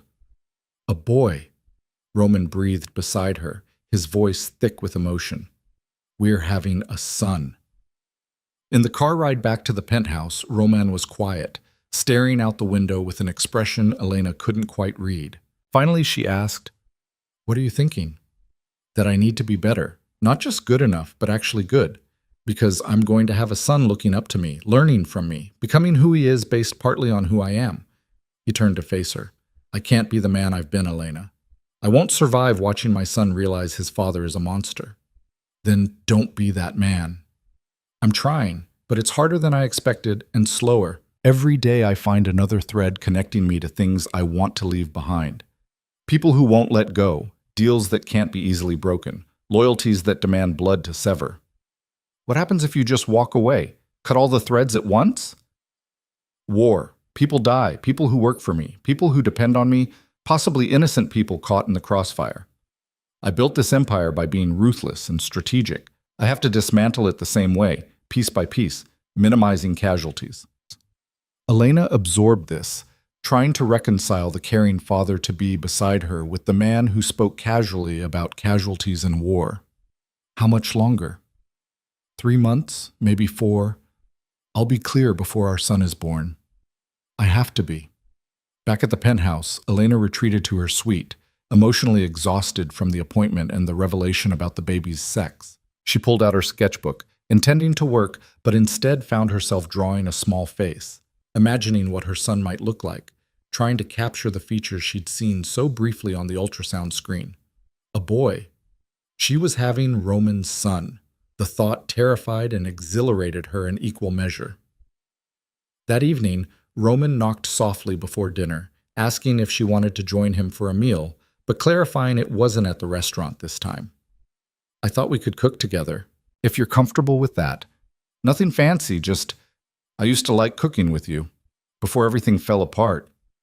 Elena remembered those evenings, rare moments when Roman would come home early and they'd prepare dinner side by side in the massive penthouse kitchen. He was surprisingly skilled with a knife, and she'd always suspected those skills came from a darker place than culinary school, but she'd never asked, never wanted to know. "What are we making?" she asked, already knowing she'd say yes. "Pasta carbonara, your favorite." It had been her favorite, once upon a time. The fact that he remembered, that he wanted to recreate those peaceful domestic moments, made her chest ache with complicated feelings she didn't want to examine too closely. The kitchen was exactly as she remembered. Professional-grade appliances, marble countertops, every tool imaginable. Roman had already assembled ingredients, and they fell into an old rhythm without discussion. Elena whisked eggs and grated cheese while Roman cooked pancetta and boiled pasta, their movements coordinated like dancers who'd practiced this routine 100 times. "I meant what I said earlier," Roman said as he drained the pasta, "about needing to be better. When I found out we're having a son, something clicked into place. I can't half-ass this exit strategy. I can't leave loose ends that might come back to hurt him. What changed between this morning and now? I realized I don't want our son to ever have to defend me. Don't want him making excuses at school when kids look up his father's name and find articles about criminal investigations and violence. I want him to be proud of who I am, what I've built, the legitimate parts." Elena added the hot pasta to the egg mixture, stirring quickly to create the creamy sauce. "That's a lot of pressure to put on yourself." "That's called being a parent, isn't it? Trying to become someone worthy of your child's admiration?" "I suppose, though I think most parents are just trying to keep tiny humans alive and relatively sane." "We'll do that too." He plated the pasta, adding fresh pepper and extra parmesan the way she liked. "But I want to give him more. Want him to have choices I never had. Want him to build whatever life he dreams of without my past casting shadows over it." They carried plates to the dining area, the city lights creating a glittering backdrop beyond the windows. Elena tasted the carbonara and nearly moaned. It was perfect, exactly as she remembered, rich and creamy and comforting. "You haven't lost your touch," she said. "Some things you don't forget." His eyes held hers across the table, and Elena knew he wasn't just talking about cooking. They ate in companionable silence for a while before Roman spoke again. I've been thinking about names. Do you have any preferences? I haven't really thought about it much. I was too busy trying to survive to plan that far ahead. What about family names? Your parents? Did they have names you'd want to honor? Elena's chest tightened at the mention of her parents. My father was James. My mother was Catherine. James is good, classic, strong. Roman considered it. What about middle names? We could use both. James for first, Catherine for middle in a masculine form. Catherine doesn't really convert well. What about their last names? Maiden names? My mother's maiden name was Kieran. Elena said it softly, remembering her mother's Irish heritage, the stories about ancestors who'd crossed the ocean with nothing but hope and determination. Her family emigrated during the famine, built a life from nothing. She was proud of that history. Kieran, Roman tested the name, letting it roll off his tongue. I like it. Strong but not harsh. Distinctive without being strange. Kieran Viscari. Kieran Vale Viscari, Elena corrected.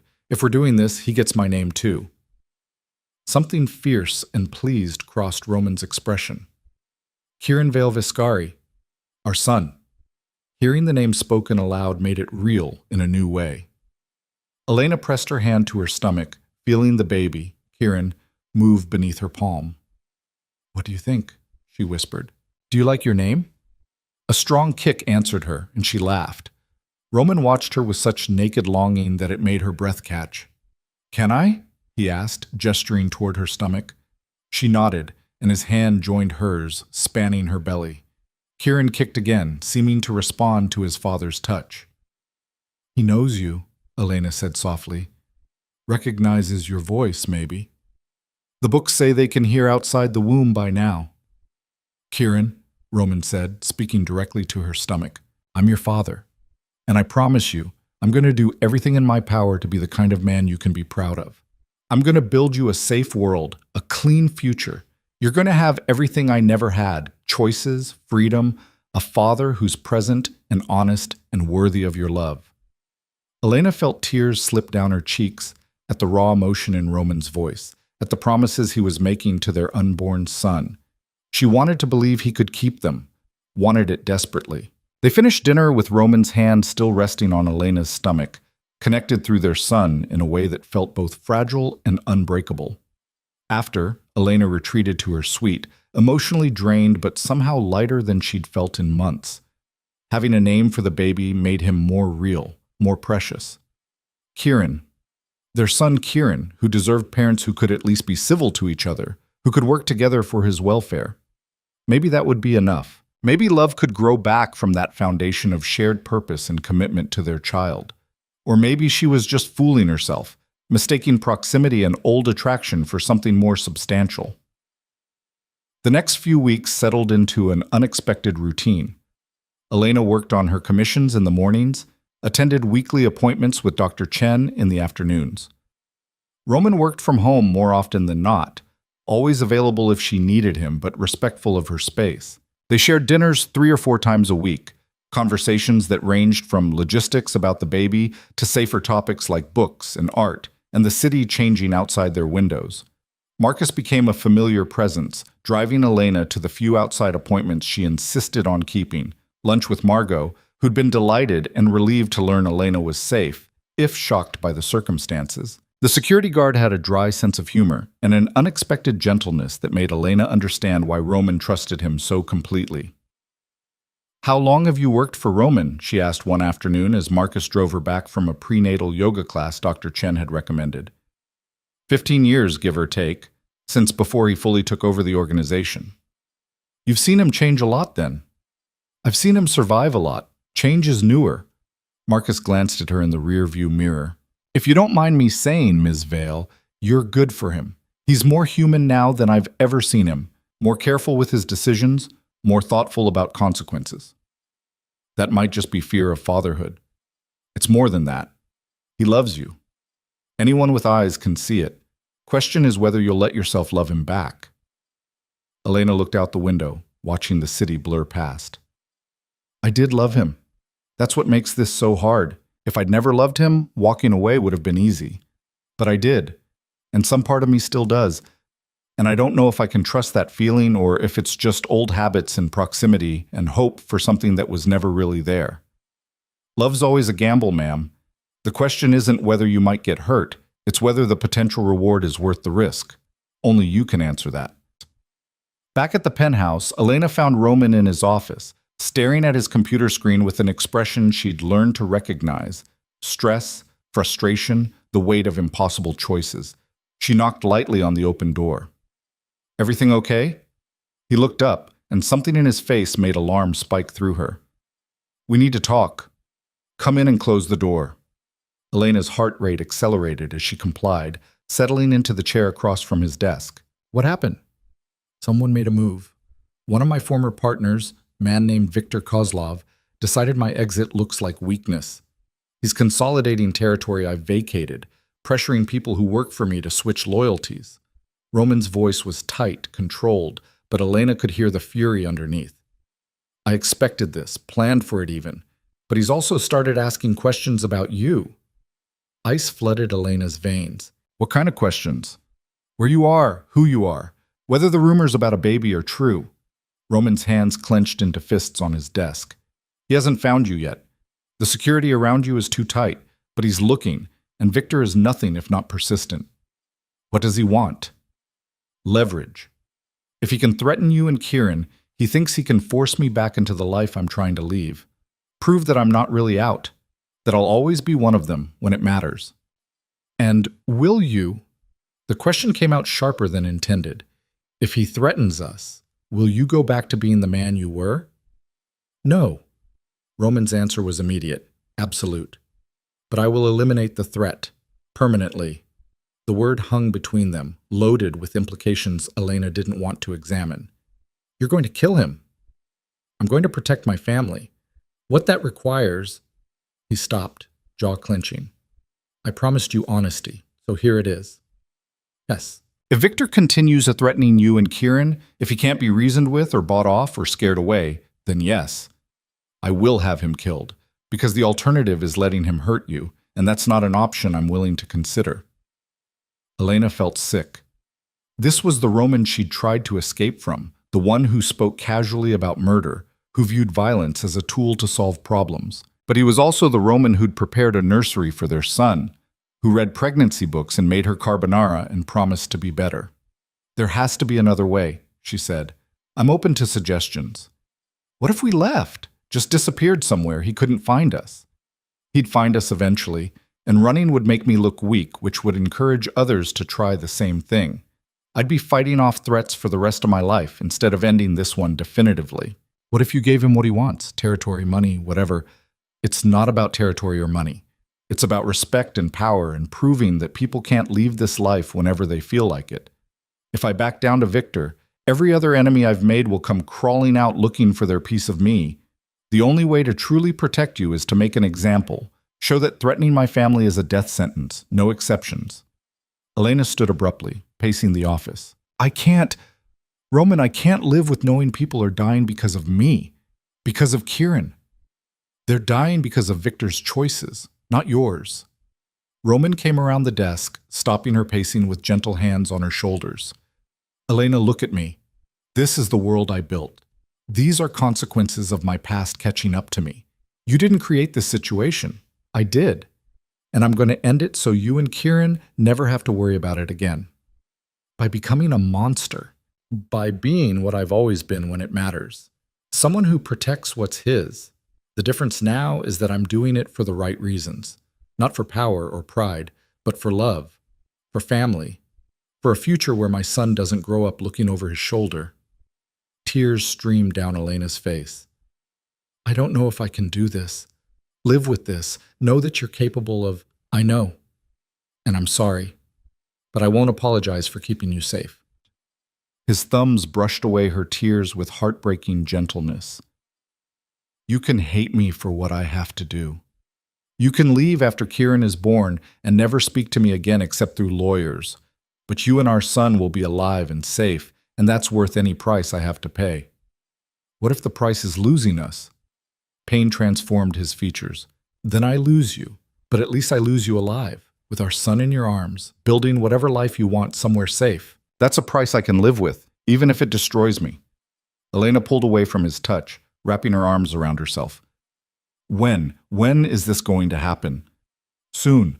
I'm trying to give Victor one last chance to back off, but if he doesn't take it... Roman's voice was heavy with resignation. Days, maybe a week at most. I need to move before he does. I want to be somewhere else when it happens. Somewhere I don't have to think about it, know about it, imagine it. I'll send you to the private facility. We can say it's a medical precaution that Dr. Chen wants you under observation for a few days. You'll be safe there, comfortable. You won't know anything until it's over. And then what? I come back here and pretend nothing happened? Then you come back here and we figure out what comes next. Together or separately, your choice. But Elena, he caught her hand, pressed it to his chest where his heart was racing. I need you to understand. Everything I'm doing, every choice I'm making, it's all to give Kieran the clean future I promised him. To give you the safety you deserve. This is the last time. The last violent act, the last blood on my hands. After Victor, I'm done, completely out. You can't guarantee that. No, but I can try. And I will spend every day afterward proving that I meant it, that I'm building something better. Elena wanted to believe him, wanted to trust that one more act of violence would truly be the last. But she'd learned the hard way that Roman's world didn't work that way, that blood begat blood, that revenge spiraled into endless cycles of retaliation. I need to think, she said finally, pulling her hand back. I need to be alone. Roman let her go without protest, and Elena fled to her suite, locking the door behind her even though she knew it was a symbolic gesture. Roman could get in if he wanted to, but he wouldn't. He'd respect her need for space because that's what he did now, gave her choices, respected her boundaries, tried to be better than he was. She curled up on her bed with her hands on her stomach, feeling Kieran move beneath her palms. I'm sorry, she whispered to her son. I'm so sorry you're being born into this mess. You deserve better. You deserve a normal life with normal parents who have normal problems. But Kieran kicked steadily, peacefully, unconcerned with the violence brewing in the world outside. And Elena realized with sudden clarity that her son would never have a normal life. Not completely. Roman's past would always be there, a shadow that might grow larger or smaller, but would never fully disappear. The question was whether she could live with that shadow, whether she could trust Roman to keep it contained, to protect their son from the darkness while still being present as a father. Whether love, if it was even still love, and not just complicated codependency and shared biology, could survive the weight of everything Roman had been and everything he still might have to do. She didn't have an answer. Not yet. But she had a week, maybe less, before Viktor Kozlov forced one from her. Elena spent the next 2 days in her suite as much as possible, avoiding Roman, avoiding conversations about Viktor or violence or impossible choices. She worked frantically on her commissions, threw herself into preparing for Kieran's arrival by researching baby care obsessively, anything to keep her mind occupied. But on the third morning, a soft knock preceded Roman's voice. Elena, there's someone here who needs to speak with you. It's important. She opened the door to find Marcus standing beside Roman, his expression grave. Ms. Vale, we intercepted a message intended for you. I think you need to see it. In Roman's office, Marcus pulled up an email on his laptop, sent to Elena's old email address, the one she'd used before leaving Roman. The sender was anonymous, but the message was clear enough.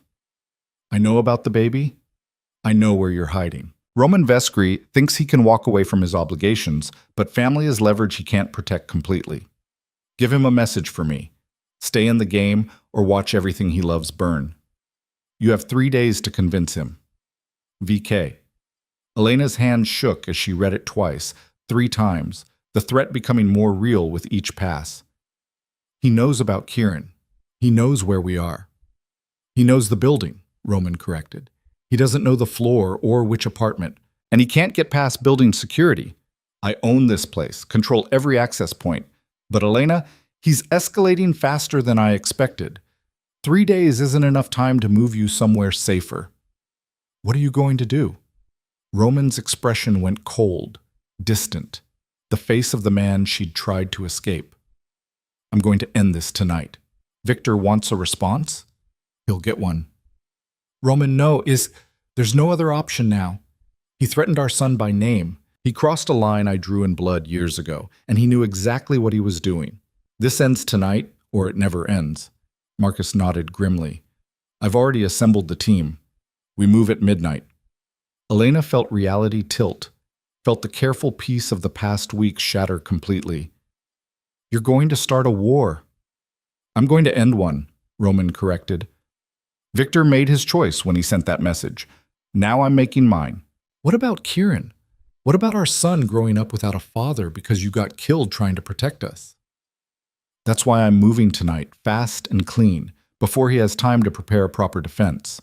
Elena, I know you hate this. I know you wanted me to find a peaceful solution, but Victor took that option off the table. Now I have to do what I've always done. Eliminate threats before they eliminate me. And if you don't come back? If Victor kills you first? Roman crossed to her, cupping her face in his hands. Then Marcus has instructions to get you out of the country immediately. Switzerland, probably. I have resources there, people who owe me favors. You and Kieran will be safe and provided for, no matter what happens to me. I don't want money and safety in Switzerland. I want... She stopped, unable to finish the thought. What do you want, Elena? I want you to come back. The admission broke something open in her chest. I want you alive. I want Kieran to have his father. I want... Tears choked her voice. I want us to have a chance, a real chance, not just co-parenting, but actually trying to build something together. Roman's eyes closed briefly, like he was in pain. Then I'll come back. I promise you, I'll come back. You can't promise that. Watch me. He kissed her forehead gently. I have too much to lose now to take stupid risks. This will be surgical, in and out, no unnecessary exposure. Victor will be gone. His key lieutenants will be given a choice to back off or join him, and I'll be home before dawn. Okay? It wasn't okay. None of this was okay. But Elena nodded anyway because what other choice did she have? Victor had made his move, and Roman had to respond or risk everything they'd been building. I want you to go to the medical facility now, Roman continued.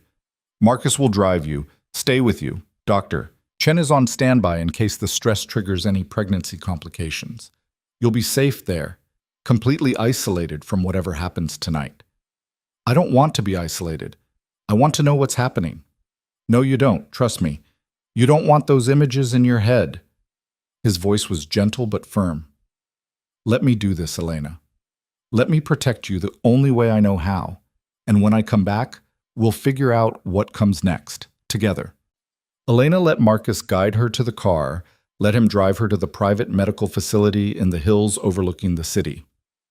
Dr. Chen met them at the entrance, professional and calm, settling Elena into a comfortable suite that looked more like a luxury hotel room than a hospital. Your blood pressure is elevated, Dr. Chen noted after checking her vitals. Not dangerous yet, but we'll monitor it closely. Try to rest.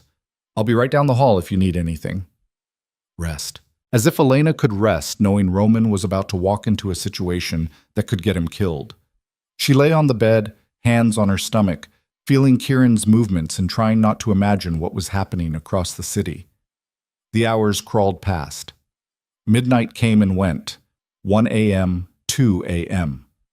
Elena dozed fitfully, waking every few minutes to check her phone for messages that didn't come. Marcus sat outside her door, a silent guardian, refusing to give her updates when she asked. Mr. Vescari will contact you when it's safe, was all he would say. At 4:30 in the morning, Elena's phone finally buzzed. A text from Roman. It's done. Victor's gone. Coming to you now. She started crying before she could stop herself.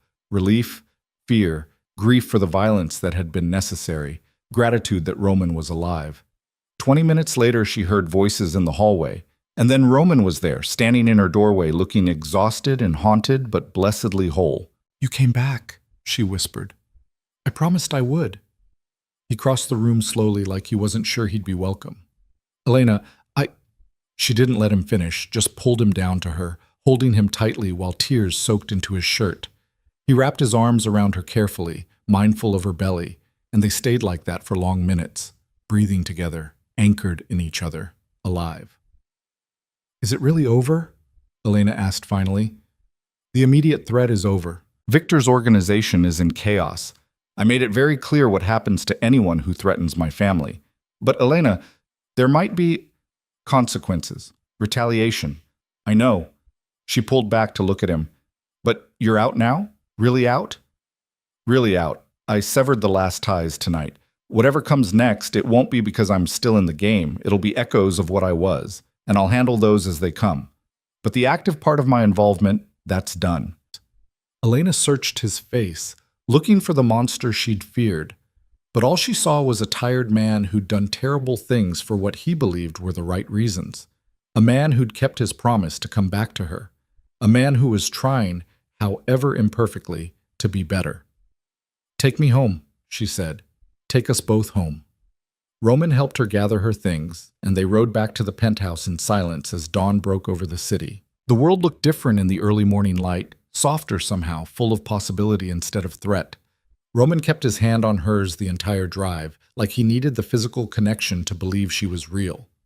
Back at the penthouse, Elena headed toward the guest suite out of habit, then stopped.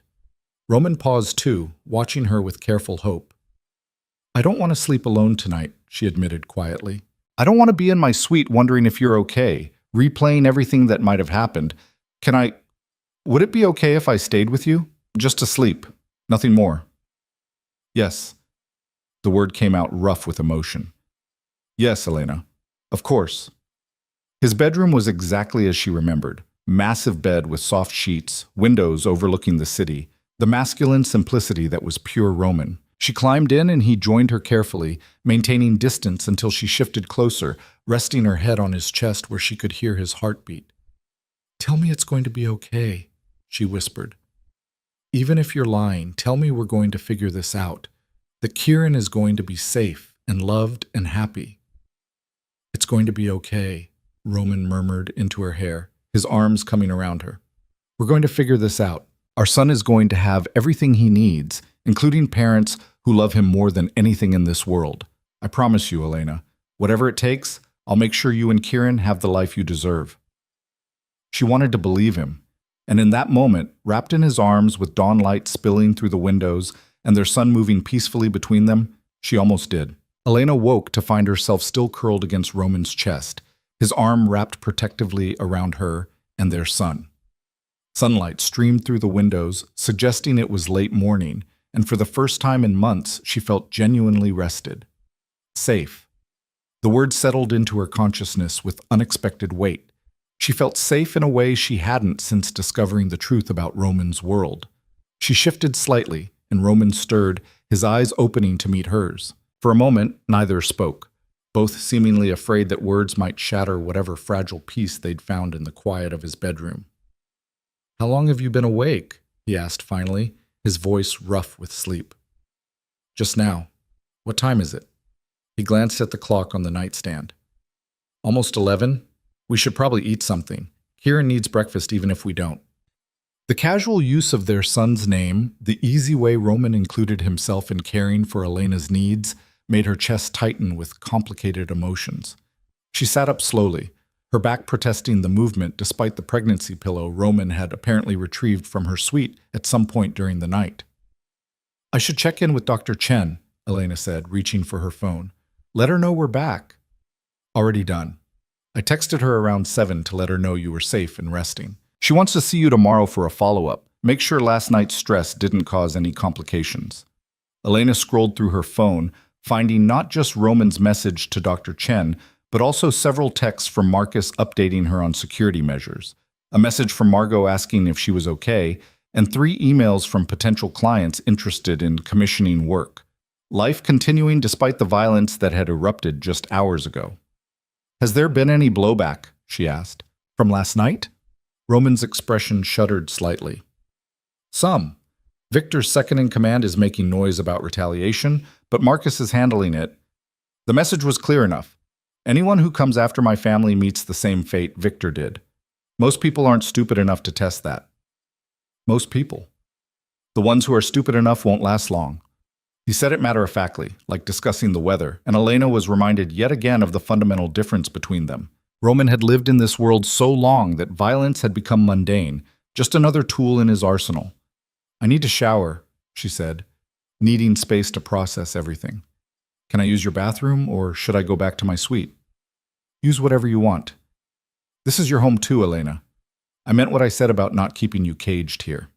He stood, pulling on a t-shirt that did nothing to hide the defined muscles underneath. "I'll make breakfast. Any requests?" "Just something simple. Toast and eggs, maybe?" After he left, Elena stood in the center of Roman's bedroom, trying to reconcile the violence she knew he was capable of with the man who'd just offered to make her breakfast, who'd held her through the night without demanding anything in return. The disconnect was dizzying. The shower helped clear her head, hot water easing the tension she carried in her shoulders and lower back. She dressed in comfortable clothes from her suite. Roman had apparently retrieved a bag of her things, and found him in the kitchen as promised, scrambling eggs while toast browned in the expensive toaster she'd always been slightly afraid to use. "Sit," he instructed, gesturing to the counter. "Food's almost ready." Elena perched on a stool, watching him work with the easy competence she'd always found attractive. "Where did you learn to cook? You never told me." My mother taught me the basics before she died. After that, it was survival. Cooking for myself was cheaper than eating out all the time, and I learned early not to trust food prepared by people who might want me dead." The casual mention of assassination attempts should have shocked her. Instead, it just made her sad, imagining a younger Roman, alone and suspicious, unable to even accept a meal without calculating the risk. "How old were you when your mother died?" 13 on. Cancer, nothing dramatic. She fought it for 2 years, but in the end, he shrugged, plating the eggs. "After that, I was in the system for a while. That's where I met Marcus, actually. He was a counselor at one of the group homes, saw something in me worth saving, gave me structure, taught me to channel my anger into something productive instead of destructive." "Is that when you got involved in—" Elena couldn't quite finish the question. "When I got involved in organized crime?" "No, that came later. Marcus tried to keep me clean, but I was drawn to power, to control, to never being helpless again the way I'd been helpless watching my mother waste away." He set a plate in front of her, his expression distant with memory. "By the time I was 18, I'd made enough connections to start building my own operation. Marcus tried to stop me, but eventually he realized he could be more effective protecting me from inside the organization than watching me self-destruct from outside." "He's been with you that long?" 15 years this month. He's the closest thing to family I had before I met you." Roman settled on the stool beside her, close but not touching. "That's why I trust him with your safety. Marcus isn't just an employee. He's the man who kept me alive long enough to become someone worth knowing." Elena ate slowly, processing this new information about Roman's past. She'd known his mother died young, but he'd never shared details, never opened up about the loneliness and fear that must have shaped him. Understanding the roots of his need for control didn't excuse his lies, but it did help her see them in a different context. "What would you have become?" she asked quietly. "If your mother had lived? If you'd had a stable childhood?" "I don't know. Something legitimate, maybe. She wanted me to go to college, become an architect or engineer. She used to say I had good hands for building things." He looked down at those hands, calloused and scarred and undeniably dangerous. "Instead, I built an empire on other people's suffering. Not exactly what she had in mind." "You're building something different now. With the legitimate businesses, with planning for Kieran's future. Maybe she'd be proud of that." "Maybe. Or maybe she'd be horrified by what I had to become to get here." Roman turned to face her fully. "Elena, I need to tell you something, and I need you to hear it without interrupting. Can you do that?" Anxiety spiked through her, but she nodded. "Okay. Last night, when I thought there was a real chance I might not come back, I made arrangements. Legal documents, financial structures, everything necessary to ensure you and Kieran would be protected if I died. But I also wrote you a letter, told you everything I have never been brave enough to say directly.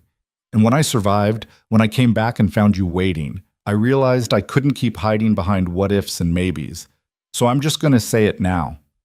He took her hand, his thumb stroking across her knuckles in a gesture that felt achingly familiar. "I love you. I've loved you since the night we met, when you told me my taste in art was pretentious, and then proceeded to explain why with such passion and knowledge that I couldn't do anything but fall. I loved you through our entire marriage, even when I was lying about my work, even when I knew I should let you go for your own safety. And I loved you every single day you were gone, wondering where you were, if you were okay, if you'd ever forgive me enough to give me another chance.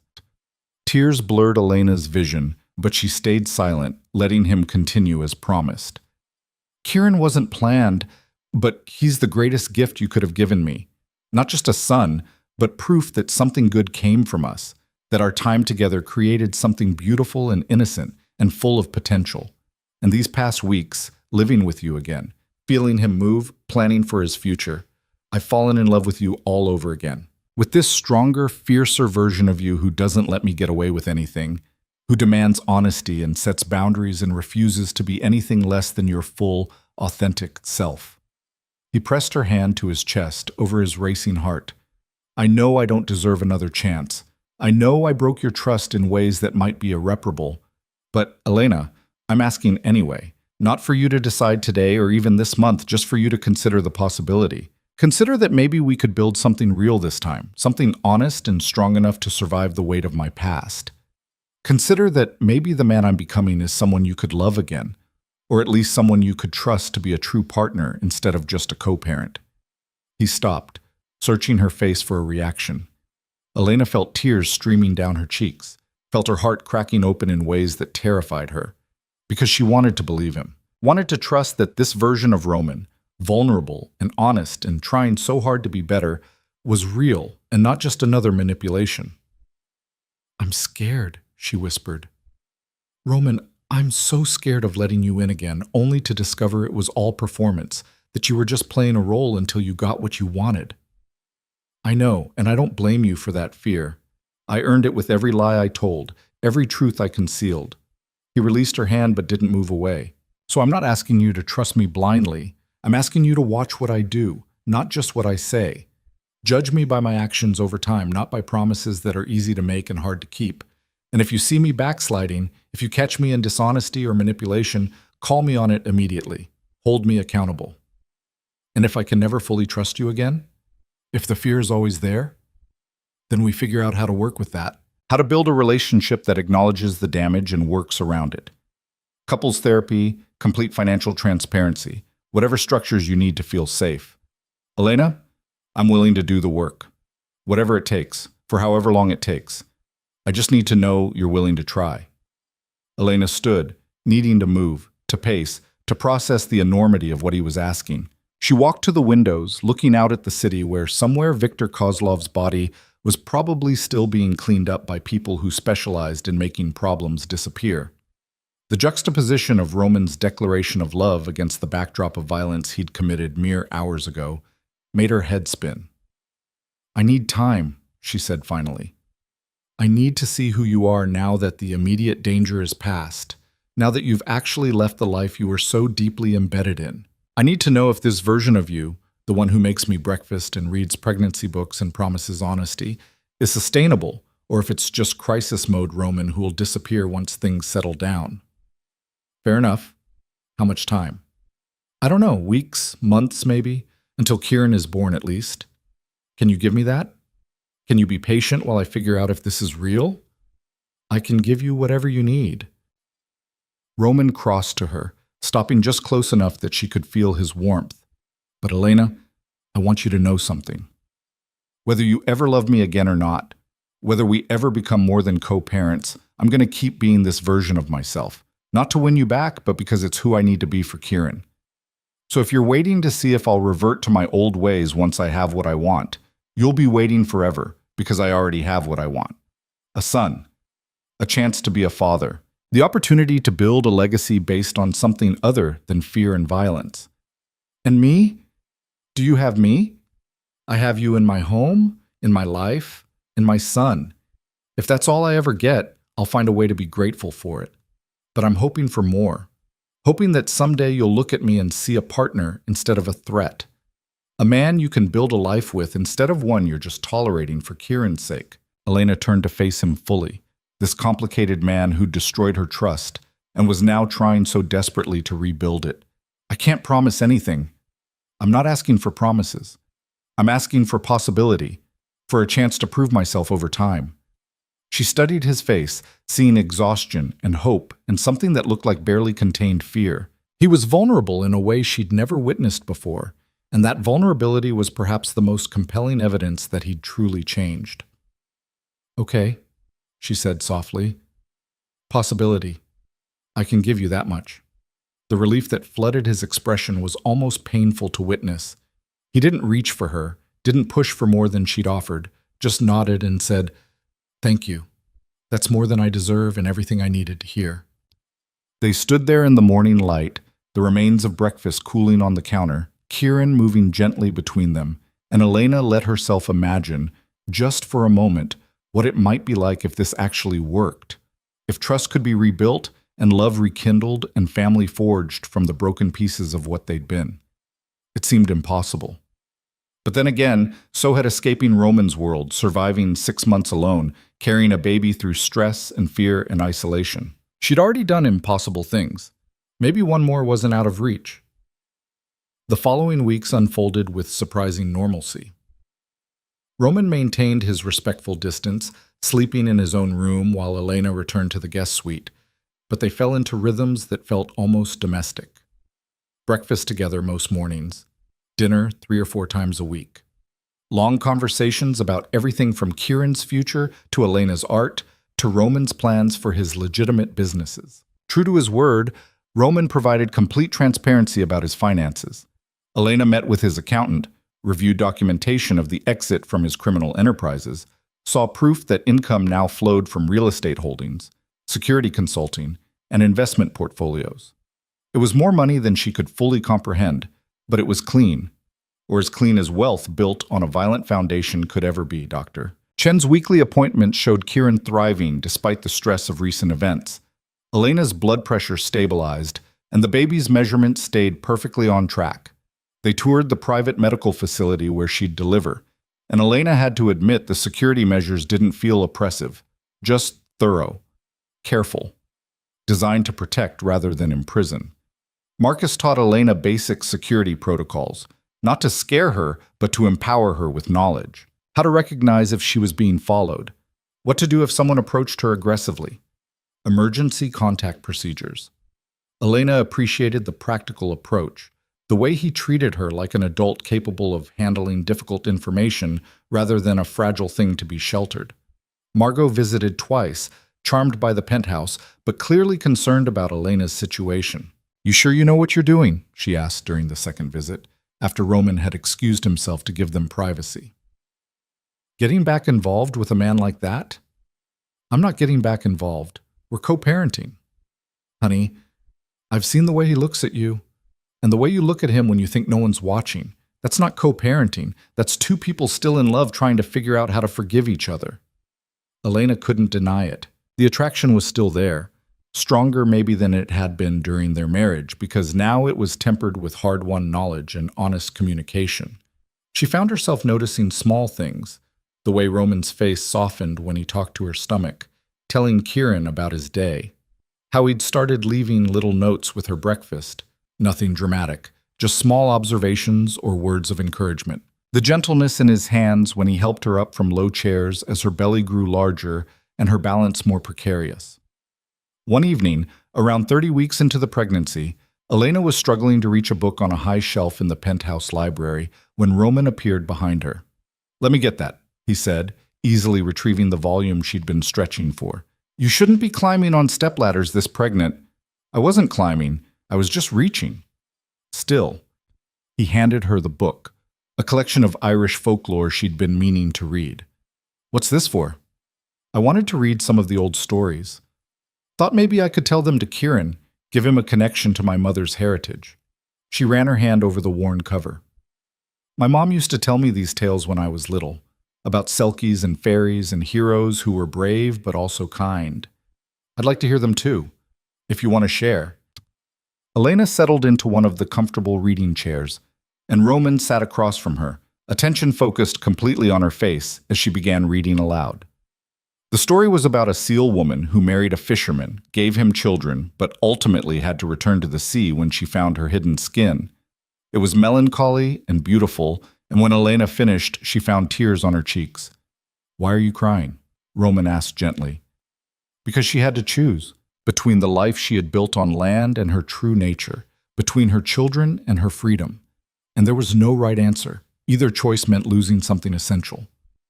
Do you feel like that? Like you're being forced to choose between parts of yourself? Elena considered the question carefully. Sometimes, the part of me that wants independence and safety wars with the part that wants family and partnership. The part that loved you wars with the part that can't forget how you hurt me. It's exhausting, never being fully one thing or another. What if you didn't have to choose? What if you could be both, independent and partnered, cautious and loving, holding on to your boundaries while also opening your heart? Roman leaned forward, elbows on his knees. That's what I'm trying to build for us, Elena. A relationship where you don't have to sacrifice essential parts of yourself to make it work. Is that even possible? I don't know, but I think it's worth trying to find out. He paused, then added, "The seal woman in the story, did she love her husband?" The stories vary. In some versions, yes. In others, she was trapped by his theft of her skin, and leaving was an escape. But in the version my mother told, she loved him deeply. She just loved the sea more, or maybe differently, and she couldn't be whole without both. Then maybe the tragedy isn't that she left, Roman said thoughtfully. Maybe it's that they never found a way for her to have both. That the husband couldn't understand her need for the water, couldn't see that letting her swim free would have made her happier, more fully herself. Maybe if he'd been less possessive, less focused on keeping her contained, she could have stayed. The parallel to their own situation was so obvious that Elena almost laughed. "Are you saying you're going to let me swim free?" "I'm saying I'm trying to learn from that fisherman's mistakes.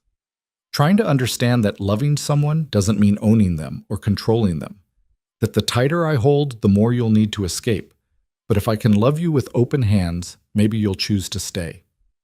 Elena set the book aside, her heart too full to keep reading. "When did you get so wise about relationships?" "When I lost you and had 6 months to think about every mistake I made. When I realized that everything I'd done to keep you safe had actually driven you away." He smiled sadly. "Pain is an excellent teacher, and I had a lot of painful lessons to learn." That night, Elena dreamed of swimming in dark water, feeling pulled between depths and shore, drowning and flying simultaneously. She woke gasping, one hand on her belly, and found a text from Roman sent 20 minutes earlier. "Can't sleep. If you're awake and want company, I'm in the kitchen making tea." She found him as promised, standing by the window with a steaming mug, staring out at the city. He turned when he heard her enter, concern immediate on his face. "Bad dream?" "Strange dream, about swimming and choosing and not being able to breathe." She accepted the mug of tea he poured for her. "Why are you awake?" "Thinking about Kieran, about whether I can actually be the father he deserves. Whether I can teach him to be good when I've spent so much of my life being the opposite." "You're not the opposite of good, Roman. You're complicated. You've done terrible things, but you've also protected people, provided for them, shown loyalty and care. Kieran will need to know all of that. Not just the sanitized version where you were always a hero, but the real version where you were human and flawed and trying to be better. What if knowing the truth makes him ashamed of me?" Elena moved to stand beside him at the window, shoulder to shoulder, both of them reflected in the dark glass. "Then you deal with it honestly. You don't lie or minimize. You explain your choices, accept responsibility for the harm you caused, and show him through your current actions that people can change. That's all any parent can do. Be honest about their failures and demonstrate how to do better." "I'm terrified of screwing this up." "Me too. I'm terrified of everything. Labor, being responsible for a tiny human, making the wrong decisions and damaging him in ways I won't understand until he's in therapy 20 years from now." She laughed shakily. "But we'll figure it out together. That's what co-parents do, right? Is that all we are? Co-parents?" The question hung between them, heavy with hope and fear. Elena looked at their reflections in the window, Roman tall and solid beside her smaller frame, her belly prominent between them, two people trying to find their way back to each other through darkness and doubt. "I don't know what we are," she admitted, "but we're something Something more than we were a month ago. Something different than we were when I left. Maybe that's enough for now. It's enough. Roman's hand found hers in the darkness, fingers interlacing. Whatever you can give, Elena. It's enough. They stood like that until their tea grew cold, watching the city sleep, feeling Kieran move between them. And Elena let herself hope, carefully, guardedly, that maybe they were building something worth believing in after all. The next morning brought unexpected visitors. Elena was working on an illustration in the sitting room when Marcus appeared, his expression tense in a way that immediately put her on alert. Ms. Vale, there are two people downstairs who claim to be family. They're asking to see you. Elena's stomach dropped. I don't have any family. My parents are dead and I don't have siblings. They say they're cousins, from your mother's side. They have identification, photos of your mother when she was younger. Mr. Vescari is in a meeting, but I thought you should know before I send them away. Cousins? Elena's mother had mentioned family in Ireland, distant relatives she'd lost touch with after emigrating, but Elena had never met any of them. Why would they show up now, after all these years? What are their names? Brendan and Siobhan Kieran. They say your mother was their Aunt Catherine. The use of her mother's name, of the Kieran surname she'd given to her son, made this feel real in a way that was both thrilling and deeply unsettling. Let them up. But stay close, please, just in case. Marcus nodded and disappeared. 10 minutes later, he returned with two people who looked to be in their early 30s, a man with red gold hair and sharp green eyes, and a woman with dark curls and features that reminded Elena startlingly of her own mother. Elena? The woman's accent was pure Irish, lilting and warm.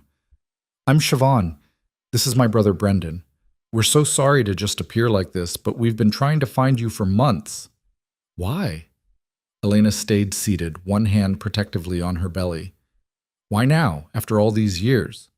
Brendan pulled out a folder, setting it carefully on the coffee table. Because your grandmother, our grandmother, your mother's mother, passed away 6 months ago. She left something for you in her will. But we couldn't locate you to deliver it. I didn't know I had a grandmother still alive. Your mother cut ties with the family when she came to America, Siobhan explained gently.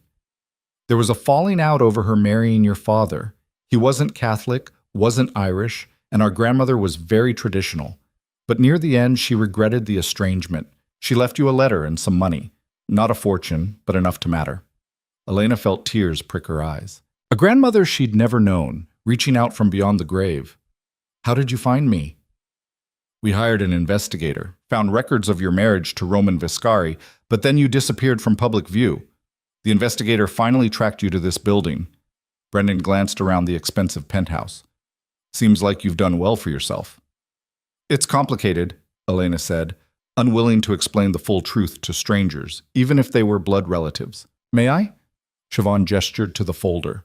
At Elena's nod, she opened it, pulling out an envelope yellowed with age. This is your grandmother's letter, and there are some photographs, your mother as a girl, family history we thought you might want. Elena took the envelope with shaking hands, seeing her name written in unfamiliar handwriting across the front. Inside was a letter written on delicate paper, the words slightly faded but still legible. Dear Elena, I am writing this knowing I may never have the courage to send it, knowing I may die before finding you. Your mother and I parted in anger over 30 years ago, and my pride kept me from reaching out, from apologizing, from telling her how much I loved her despite our differences. I hear she died some years ago, and that grief is mine to carry. But you are her legacy, and mine as well. I hope you have her kindness, her strength, her fierce love of beauty and truth. I hope you have built a life that would make her proud. I'm leaving you what little I can, some money, some photographs, the story of where you come from. The Kierans have always been fighters and dreamers, builders and storytellers. We survive because we adapt, because we love fiercely, because we know that family is worth fighting for even when it's hard. Wherever you are, whatever you've become, know that you come from a long line of strong women. Your great-grandmother crossed an ocean with 3 children and no money, built a life from nothing. Your mother did the same, choosing love over tradition. And now you carry that strength forward into whatever future you're building. I'm sorry I never got to meet you. Sorry for the years lost to stubbornness and pride. But I'm grateful knowing you exist, that Catherine's love lives on in you. With love and regret, your grandmother, Mairead Kieran. Elena was crying openly by the time she finished, the letter clutched to her chest. Siobhan moved closer, settling beside her on the couch with the easy familiarity of family. She was a difficult woman, Siobhan said softly, stubborn and traditional and set in her ways. But she loved deeply, and she regretted the break with your mother until the day she died. This letter, she wrote it 5 years ago but could never bring herself to mail it. Why not? Pride, fear, shame over the time that had passed. All the reasons people use to avoid doing hard things. Brendan's expression was understanding.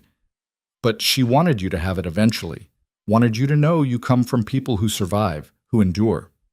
The money, Elena managed through her tears. How much? 50,000 euros. Converted to dollars, maybe 65,000. Enough for a good start on something. Education, a business, security for a child. Siobhan's eyes dropped to Elena's belly. Is this your first? Yes, a boy, due in about 10 weeks. And the father? Brendan's tone was carefully neutral. Roman Viscari? We read about him while trying to find you. His reputation is concerning. He's complicated. We're complicated. But he's trying to be better, and that has to count for something. Elena wiped at her tears. I'm sorry, this is all overwhelming. I thought I had no family left, and now you're here, and there was a grandmother I never knew, and... Breathe, Siobhan instructed, rubbing Elena's back in soothing circles. It's a lot to take in. We're not here to disrupt your life or make demands. We just wanted to deliver what's yours and let you know you have family. Cousins in Dublin who would love to know you, to be part of your life if you want that. The door opened and Roman appeared, clearly summoned by Marcus. His eyes went immediately to Elena, seeing her tears, and his expression hardened. What's wrong? What did you say to her? Nothing bad, Elena said quickly, before her cousins could answer. Roman, this is Siobhan and Brendan Kieran, my mother's family. They brought me a letter from my grandmother.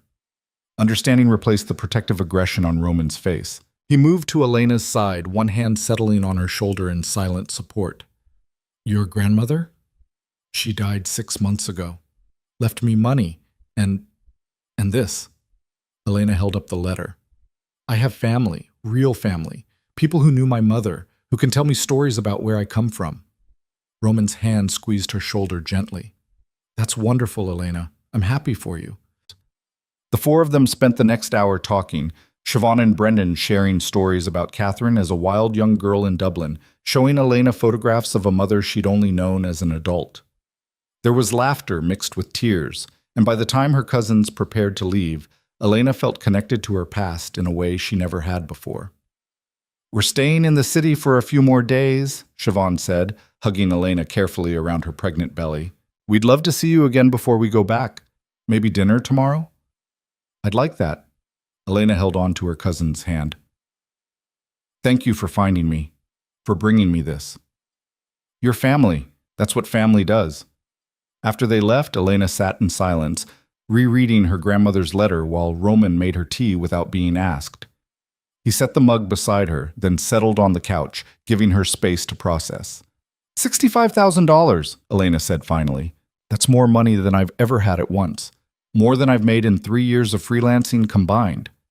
What will you do with it? I don't know. Save it for Kieran's education, maybe.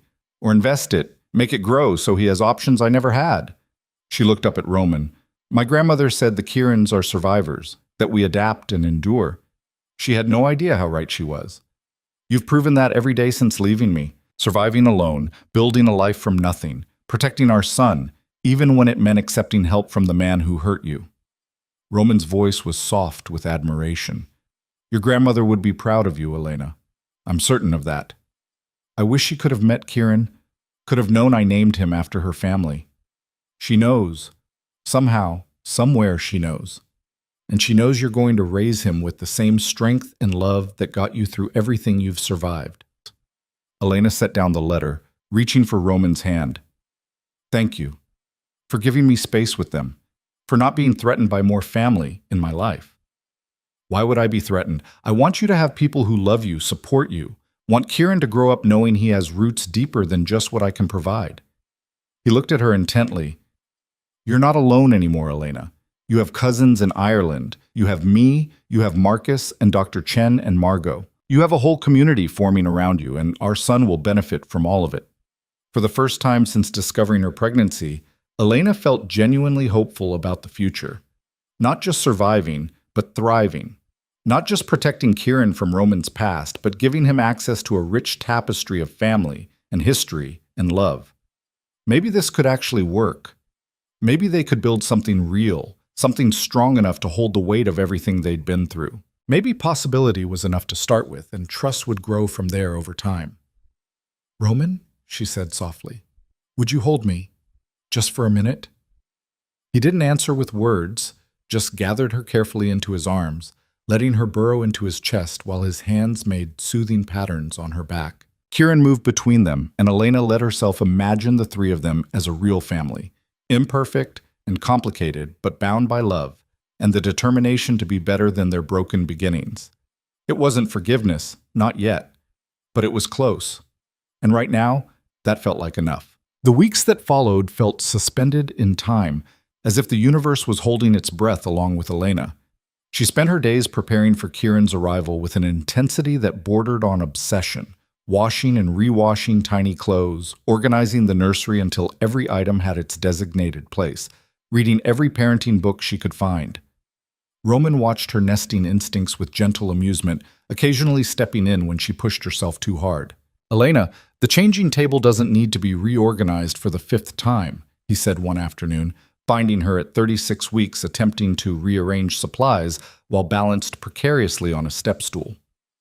"The wipes should be within easier reach. What if I'm holding him and can't stretch far enough? Then I'll hand you the wipes, or you'll adjust the setup after he's born and you know what actually works." Roman guided her carefully down from the stool. "Come sit with me. You've been on your feet for 3 hours. Elena wanted to argue, but her back was screaming and her ankles had swollen to nearly twice their normal size. She let him lead her to the rocking chair, sighing with relief as she settled into its cushioned comfort. "Dr. Chen said he could come any time now," she said, one hand on her belly where Kieran was performing what felt like acrobatic routines. "I thought I'd feel ready, but I'm terrified. What if I don't know what to do? What if I can't figure out what he needs? Then we'll figure it out together. That's what parents do. They learn alongside their children." Roman knelt beside the chair, his hand joining hers on her stomach. "You're going to be an amazing mother, Elena. You're already so protective of him, so thoughtful about his future. That instinct won't disappear when he's born. What if something goes wrong during delivery? What if Dr. Chen is the best? The facility is equipped for any complication, and I'll be right there with you through all of it." His eyes met hers, fierce with conviction. "Nothing is going to happen to either of you. I won't allow it." Elena almost smiled at his certainty, at the way Roman seemed to believe he could control even childbirth through sheer force of will. "You can't protect us from everything. Watch me try." That evening, they had dinner with Siobhan and Brendan, who were extending their stay in the city specifically to meet Kieran after he was born. Over wine for the others and sparkling water for Elena, they shared stories about the Kieran family history, tales of rebellion and survival, of women who'd fought for their children's futures against impossible odds. "Your great-great-grandmother hid British soldiers in her barn during the Rising," Brendan said, refilling Roman's wineglass. "Got herself arrested for it, but she never gave up the names of the resistance fighters she was protecting. Spent 6 months in prison rather than betray people fighting for freedom." "Stubbornness runs in the family," Siobhan added with a knowing look at Elena. "Once a Kieran woman decides something is right, hell itself couldn't change her mind." "I've noticed," Roman said dryly, and Elena kicked him gently under the table. After her cousins left, promising to return as soon as Elena went into labor, she and Roman stood together in the nursery, looking at the space they'd created for their son. The mural seemed to glow in the soft lamplight, birds frozen mid-flight among flowering branches. "Are you scared?" Elena asked quietly. "About becoming a father?" "Terrified. But also, excited doesn't seem like a strong enough word. Awed, maybe. humbled by the responsibility and desperate not to screw it up. He turned to face her. What about you? All of that plus the physical terror of actually getting him out of my body. She laughed shakily. The books and videos don't really prepare you for how intense it's going to be. You're the strongest person I know. If anyone can do this, you can. I'm not that strong. I'm just stubborn, like my great-great-grandmother, apparently. Stubbornness is its own kind of strength. Roman's hand came up to cup her face, his thumb stroking her cheek in a gesture that had become familiar over the past weeks. Elena, whatever happens between us after Kieran is born, I want you to know, these months with you have been some of the best of my life. Getting to prepare for our son together, building this foundation of honesty and partnership, learning who you are when you're not running from me. It's been a gift I never expected to receive. Elena's chest tightened with emotion. Roman, you don't have to say anything. I just needed you to know. He pressed a kiss to her forehead, chaste and sweet. Get some rest. Kieran will be here before we know it, and then sleep becomes a distant memory. That night, Elena lay in the guest suite bed, though she spent most nights in Roman's room now, finding comfort in his presence even as they maintained careful physical boundaries, and tried to imagine what life would look like in a week, a month, a year. She still hadn't decided what they were to each other, still hadn't committed to anything beyond co-parenting. But the possibility Roman had asked for had grown into something that felt dangerously close to hope. The first contraction hit at 3 a.m. 2 days later, a tight band of pressure that woke Elena from restless sleep. She lay still, counting seconds, waiting to see if another would follow. 20 minutes later, when the second contraction gripped her, she knew this was it. She found Roman already awake in the kitchen, working on his laptop. He looked up as she entered, and something in her expression must have telegraphed the news because he was on his feet immediately. Is it time? I think so. Contractions are still far apart, but Dr. Chen said to call when they started. Roman already had his phone out, dialing. While he spoke with the doctor, Elena focused on breathing through another contraction, gripping the counter for support. When it passed, she found Roman watching her with barely controlled panic. Dr. Chen says to time them for another hour. If they're getting closer together or more intense, we go to the facility. If they stay irregular, we wait. The next hour was an exercise in patience neither of them possessed well. Roman timed contractions with obsessive precision while Elena paced, unable to sit still as her body prepared to bring their son into the world. By 4:30, the contractions were 7 minutes apart and intensifying. We're going, Roman declared, already texting Marcus to bring the car around. Dr. Chen said to wait until they're 5 minutes apart. I don't care what Dr. Chen said. I'm not having my son born in a car because we waited too long. We're going now. Elena was too uncomfortable to argue. She let Roman help her into comfortable clothes, grab the hospital bag she'd packed weeks ago, and guide her to the elevator. Marcus was waiting with the car, his usual stoic expression showing hints of actual emotion. Good luck, Ms. Vale, he said as he held the door. You're going to do great. The private facility was a 20-minute drive into the hills, and every bump in the road sent new waves of discomfort through Elena's body. Roman held her hand the entire way, his grip probably painful, but Elena needed the anchor. By the time they arrived, her contractions were 5 minutes apart, and she could no longer talk through them.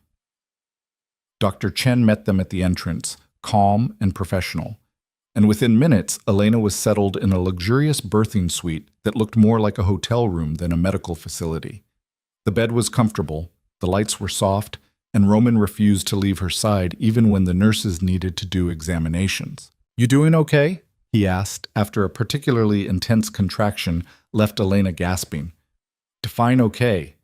I'm about to push a human being out of my body, and it hurts worse than I imagined possible. But yeah, I'm okay. You're incredible, do you know that? Absolutely incredible. The hours blurred together in a haze of contractions, breathing exercises, Roman's steady presence beside her holding her hand and whispering encouragement. Doctor. Chen monitored Kieran's heartbeat, assuring them both that he was tolerating labor well. Elena had declined an epidural initially, wanting to feel everything, but around hour 6 she reconsidered. I changed my mind. I want the drugs. All the drugs. You're doing so well without them, Dr. Chen said. But if you want pain relief, we can arrange it. She wants it, Roman said firmly. Elena, if you're in pain, there's no reason to suffer. This isn't a test of strength. But I wanted to do it naturally, and you've done it naturally for 6 hours. You've proven whatever you needed to prove. Now let them help you. The epidural brought blessed relief, though Elena felt oddly detached from her own body, watching the contractions register on the monitor without feeling their full intensity. Roman never left her side, feeding her ice chips, wiping her forehead with cool cloths, telling her stories about the life they'd build with Kieran to distract her from exhaustion. We'll take him to the park on Sundays, Roman said. Teach him to feed the ducks, and when he's older, we'll go to museums. Let him explore and ask questions. I want him to be curious about the world, unafraid of learning. You'll teach him to cook, Elena added, make carbonara together like we used to. And I'll teach him about art, about seeing beauty in ordinary things. He'll have your talent for finding grace in small moments, your ability to make people feel seen and valued, your strength wrapped in gentleness. He'll have your determination, your loyalty, your fierce protection of people you love. They built their son's future in words, painting a picture of a childhood filled with love and stability, and all the things both of them had lacked. And in doing so, they rebuilt themselves too, not as the broken people who'd hurt each other, but as partners committed to giving their child everything they'd never had. At hour 12, Dr. Chen declared Elena fully dilated and ready to push. The epidural had worn down enough that Elena could feel pressure and the urge to bear down, but the sharp edge of pain was manageable. Roman moved to support her shoulders, letting her grip his hands with bruising force as she pushed through contractions. You're doing amazing, he murmured. So strong, so incredible. I'm in awe of you, Elena, completely in awe. I'm going to break your fingers. Break them. I don't care, whatever you need. Time fractured into moments of pushing, breathing, resting. Elena heard Dr. Chen's encouragement, felt Roman's solid presence, but mostly she focused inward on the monumental task of bringing Kieran into the world. Just when she thought she couldn't do it anymore, couldn't push one more time, Doctor, Chen said the words she'd been waiting for. One more push, Elena. I can see his head. One more and you'll meet your son. Elena bore down with everything she had left, feeling the impossible pressure and stretch, and then suddenly release as Kieran slipped free into Dr. Chen's waiting hands. For a moment there was silence, terrifying, endless silence. And then a cry split the air, angry and strong and absolutely perfect. He's here, Dr. Chen said, lifting the baby so Elena could see. Kieran Vale Vescari, welcome to the world. Elena was crying before she even registered the tears, holding out her arms for the squalling infant Dr. Chen placed on her chest. He was red and wrinkled and covered in vernix, and he was the most beautiful thing Elena had ever seen. She looked up at Roman, needing to share this moment, and found his face wet with tears, his expression transformed by wonder. We made him, she whispered. Roman, we made this perfect little person. You made him. You grew him and brought him into the world. His voice broke. I just get to love you both for the rest of my life. Kieran's cries settled as Elena held him against her skin, and his eyes opened, dark like Roman's, unfocused but searching. Roman reached out tentatively, touching their son's tiny hand, and Kieran's fingers wrapped around his father's with surprising strength. Hello, Kieran, Roman said softly. I'm your dad, and I promise you're going to have everything. Safety and love and a future so bright it'll hurt to look at. You'll never doubt that you're wanted, never question that you're loved.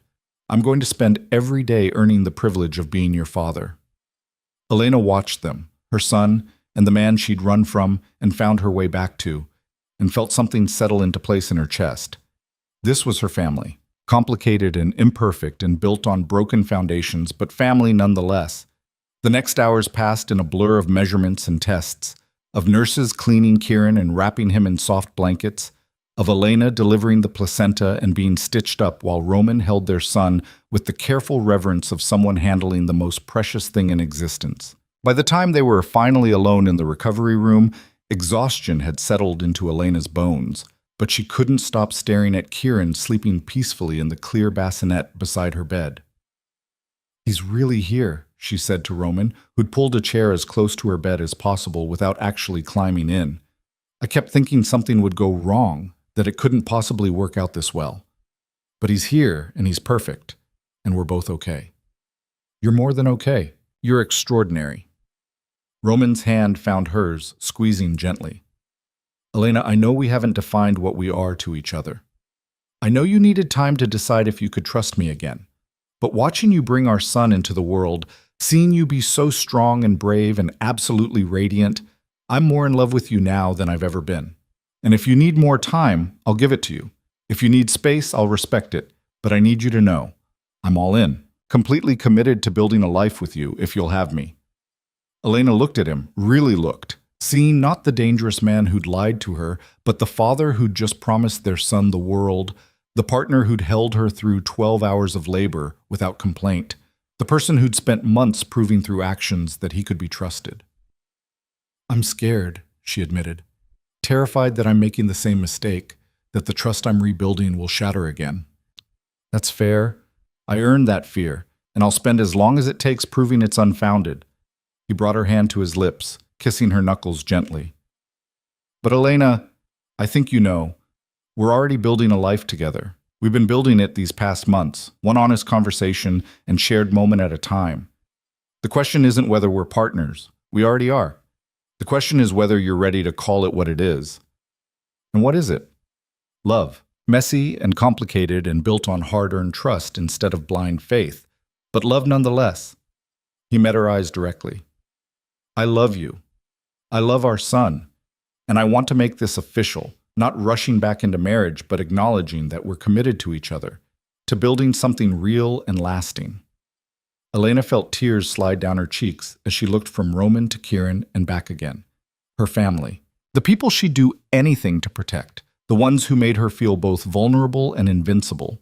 She'd spent 6 months running from Roman and months more holding him at arm's length. But somewhere along the way, through honesty and patience and the shared goal of giving Kieran the best possible life, she'd fallen in love with him again.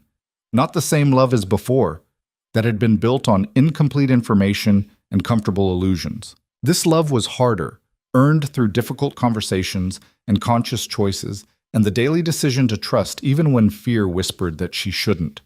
This love knew the worst about both of them and chose to stay anyway. Okay, she whispered. Okay? Roman's voice held cautious hope. Okay, I'm ready to call it what it is. I love you, Roman. Not the version of you I thought I married, but the real you, flawed and complicated and trying so hard to be better. I love the father you're already being to Kieran. I love the partner you've become over these past months, and I'm ready to build something real with you. Relief and joy transformed Roman's features. He stood, leaning over to kiss her gently, carefully, like she was made of glass. Thank you. Thank you for giving me another chance, for letting me prove I could be worthy of you and our son. I won't waste it, Elena. I promise you that. I know. I believe you. And she did. Finally, after everything, she actually believed. They were interrupted by a soft knock on the door. Marcus entered, looking uncharacteristically emotional as his eyes went to the bassinet where Kieran slept. Congratulations, he said quietly. How is everyone? Perfect, Roman answered. Absolutely perfect. Marcus. Meet Kieran Vale Vescari. Kieran, this is Marcus, the man who's going to help keep you safe and who will probably teach you how to change a tire and throw a proper punch when you're older. Marcus approached the bassinet carefully, looking down at the sleeping infant with something close to wonder. He's beautiful. Looks like his mother, thank everything. Hey, Roman protested without heat. He has my nose. Poor kid, Elena laughed, the sound exhausted but genuine. Marcus, thank you for everything these past months, for protecting us, for being patient with my stubbornness, for being Roman's conscience when he needed one. It's been my honor, Ms. Vale. Seeing him become the man he is now, that's been worth everything. Marcus turned to Roman. Your other visitors are waiting in the lounge. Should I send them away, or are you up for company? Who's here? Elena asked. Dr. Chen wanted to check on you one more time, and Siobhan and Brendan flew back when they heard you'd gone into labor. They understand if you're too tired, but... Send them in, Elena said. I want Kieran to meet his family. Over the next hour, the room filled with people who loved them. Dr. Chen examined Elena and declared her recovery progressing perfectly. Siobhan cried, holding Kieran, pointing out how he had the Kieran eyes, dark, but with flecks of green when the light hit them right. Brennan promised to teach him Irish drinking songs when he was older, earning a laugh from everyone. Watching her son pass carefully from person to person, seeing the community that had formed around them, Elena felt overwhelming gratitude. Kieran would grow up surrounded by love, not just from his parents, but from this chosen family they'd built. He'd know his heritage through Siobhan and Brendan's stories. He'd learn strength from Marcus. He'd have Dr. Chen watching over his health with the same care she'd provided Elena. As the visitors finally left and Elena settled back against her pillows, with Kieran nursing at her breast, Roman sat beside them on the bed, his arm around Elena's shoulders, and she felt something that had been fractured inside her finally knit back together. "What are you thinking?" Roman asked softly. "That I spent 6 months convinced keeping Kieran away from you was the only way to keep him safe. But this, having you here, building this family together, this is actually what safety looks like. Not running or hiding, but standing together and facing whatever comes. I'll spend my life making sure you never regret choosing to stay." "I know." Elena leaned into him, feeling Kieran's warmth against her chest, Roman's steady heartbeat beneath her ear. "We're going to be okay, aren't they? All three of us?" "Better than okay. We're going to be extraordinary." They stayed like that as Kieran nursed and then fell asleep, as the sun set outside the windows and the city lights began to twinkle. The future stretched ahead, uncertain in specifics but solid in its foundation of love and commitment and the fierce determination to protect this small person they'd created. 2 days later, they brought Kieran home to the penthouse. Roman had installed a car seat with obsessive precision, and Elena clutched the handle of Kieran's carrier like it was the most precious cargo in the world, which it was. Marcus drove carefully, avoiding bumps, while Roman sat in back with Elena, both of them unable to stop staring at their sleeping son.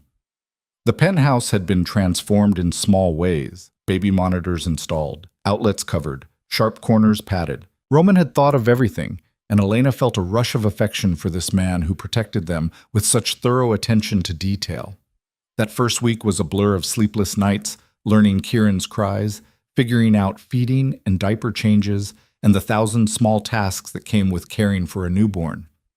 Roman was up for every night feeding, bringing Kieran to Elena for nursing, and then handling the burping and changing while she dozed. They worked as a team, falling into rhythms that felt natural despite the exhaustion. On their 5th night home, Elena woke at 3 a.m. to find Roman's side of the bed empty. She'd officially moved into his room after they brought Kieran home, the guest suite abandoned without discussion. Following the soft sounds, she found Roman in the nursery, holding Kieran against his chest, while rocking slowly in the chair by the window. "Can't sleep?" she asked softly from the doorway. Roman looked up, his face soft with love as he gazed down at their son. "Just wanted to hold him. Sometimes I still can't believe he's real. That you gave me this gift." Elena moved to sit on the ottoman beside the rocking chair, watching them together. "We gave each other this gift. Kieran exists because we loved each other even when that love was complicated and painful. I used to think love meant possession, that keeping you safe meant keeping you contained." Roman's voice was quiet, reflective. "But loving you now, loving both of you, I understand it's the opposite. Love is letting you be free while choosing to stay. It's trusting you to make your own decisions while being there to support whatever you choose. It's building something together instead of one person controlling the structure." "When did you get so wise?" "When I lost you and had to figure out how to become someone worthy of getting you back." He looked up from Kieran to meet her eyes.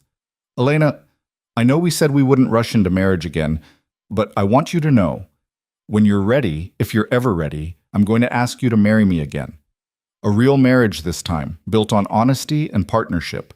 No pressure, no timeline, just know that's where my heart is." Elena felt tears prick her eyes, but they were happy tears this time. "Ask me." "What?" "Ask me now, I'm ready." Roman's eyes widened. "Elena, you just gave birth 5 days ago. You're exhausted and emotional, and I know what I want. I want to marry you, Roman. Not because of Kieran, not because it's convenient or expected, but because I love you. Because I choose you. Because I want to build a life with you deliberately, consciously, with full knowledge of who we both are. She took his free hand. So ask me. He shifted Kieran carefully, then slid off the rocking chair to kneel beside the ottoman, still holding their sleeping son. Elena Vale, mother of my child, love of my life, will you marry me? Will you let me spend the rest of my life proving I'm worthy of the trust you're placing in me? Will you build this family with me, officially and permanently? Yes, absolutely yes. Roman's smile was brighter than she'd ever seen it, joy transforming his features. He couldn't kiss her properly while holding Kieran, so she leaned in, pressing her lips to his in a gentle promise of everything they were choosing together. I don't have a ring yet, Roman said. I was waiting until you were ready, didn't want to pressure. I don't need a ring right now, I just need this, you and me and Kieran, building something real. She touched their son's soft hair. We can do the formal engagement later, plan a real wedding when I'm not recovering from childbirth. For now, this is enough. They moved back to bed together. Kieran settled in his bassinet beside them, and Elena curled into Roman's arms with a sense of peace she'd never quite achieved before. This was what she'd been searching for when she ran. Not escape from Roman, but escape from the lies and fear and uncertainty. And somehow, through loss and pain and the hard work of rebuilding trust, they'd found their way to something better than what they'd had before. The months that followed were a blur of milestones. Kieran's first smile, his first laugh, the way his eyes tracked movement, and his hands began to grasp purposefully. Roman proved to be a devoted father, changing diapers without complaint, singing lullabies in a surprisingly good voice, spending hours just watching their son sleep with an expression of pure wonder. Elena returned to her illustration work gradually, finding that motherhood had deepened her appreciation for beauty and fragility. Her new pieces had a richness they'd lacked before, and commissions increased as word spread. She was building a career she was proud of, on her own terms, while Roman supported her without trying to control or manage. They took Kieran to meet Margot at the farmer's market when he was 6 weeks old, and Elena felt the circle complete somehow. This place where Roman had found her, where her secret had been revealed, was now where she could show off the beautiful result of that confrontation. Margot cried holding Kieran, declaring him perfect and making Elena promise to bring him back regularly. Siobhan and Brendan visited twice more, staying for extended periods and filling the penthouse with stories and laughter. They taught Elena recipes from her grandmother, shared more photographs, helped her feel connected to roots she'd thought were lost forever. Kieran would grow up knowing his Irish heritage, understanding where the strength in his blood came from. 8 months after Kieran's birth, Roman proposed officially, with a ring this time, a stunning emerald surrounded by diamonds that caught the light like captured fire. They were in the park on a Sunday afternoon, Kieran babbling happily in his stroller, when Roman dropped to one knee on the grass and asked the question again with their son as witness. Yes, Elena said through happy tears. Always yes. They planned a small ceremony for Kieran's first birthday, wanting to celebrate their commitment in the same breath as celebrating their son's arrival into the world. The wedding was nothing like their first, no grand cathedral or hundreds of guests. Instead, they married in the penthouse, surrounded by the people who'd helped them build this second chance. Marcus stood as Roman's best man, Siobhan as Elena's maid of honor. Dr. Chen was there, and Margot, and a handful of others who'd become family through choice rather than blood. Elena wore a simple dress in soft blue, her hair loose the way Roman loved it. Kieran, dressed in a tiny suit that made everyone's hearts melt, was passed between guests throughout the ceremony. When Elena and Roman exchanged vows they'd written themselves, there wasn't a dry eye in the room. I promise to tell you the truth, even when it's hard, Roman said, his voice steady despite the emotion in his eyes. I promise to trust you to make your own choices while supporting whatever you decide. I promise to be the father Kieran deserves and the partner you need. I promise to choose you every day for the rest of my life. I promise to forgive without forgetting, Elena replied, tears streaming down her face. To remember where we've been while focusing on where we're going. I promise to trust you with my heart, even when fear tells me not to. I promise to build this life with you deliberately, consciously, with full knowledge that love is a choice we make every single day. And I promise to choose you, Roman, today and always. When they kissed, sealing their promises, Kieran let out a happy shriek as if in approval. Everyone laughed, and the solemnity of the moment gave way to celebration, food and music and toasts that ranged from heartfelt to hilarious. Late that night, after the guests had left and Kieran was sleeping peacefully in his crib, Elena and Roman stood in their bedroom, not his bedroom or her bedroom, but the space they'd truly made theirs together. "Mrs. Vescari," Roman said, pulling her close, "how does it feel?" "Different than the first time. Better. Like it actually means something now." She looked up at him. "I never thought we'd get here. When I left, when I was hiding from you, I couldn't imagine a future where we'd be happy together. But here we are." "Here we are," he agreed, "building something real, something that will last." "Do you ever regret it? Leaving that world behind, giving up the power you had?" Roman considered the question seriously. "Sometimes I miss the certainty of it. Knowing my place, understanding the rules, even if they were violent ones. But then I look at you, at Kieran, at the life we're building, and I know I made the right choice. This is worth more than any empire. You are worth more than any amount of power. Kieran's going to ask questions eventually, about your past, about what you did before he was born. I know, and I'll answer honestly, age appropriately. I'll tell him that I made mistakes, hurt people, built something I'm not proud of. But I'll also tell him that I changed because of him, because of you. That love made me want to be better. And I'll hope that's enough. It will be. Because you're showing him every day what it looks like to choose good over easy, to fight for what matters, to love with your whole heart." They stood together in the quiet, listening to Kieran's soft breathing through the monitor, feeling the weight and wonder of the life they'd built. It hadn't been easy. Nothing worth having ever was. But they'd fought for this, earned it through honesty and patience, and the willingness to be vulnerable even when it terrified them.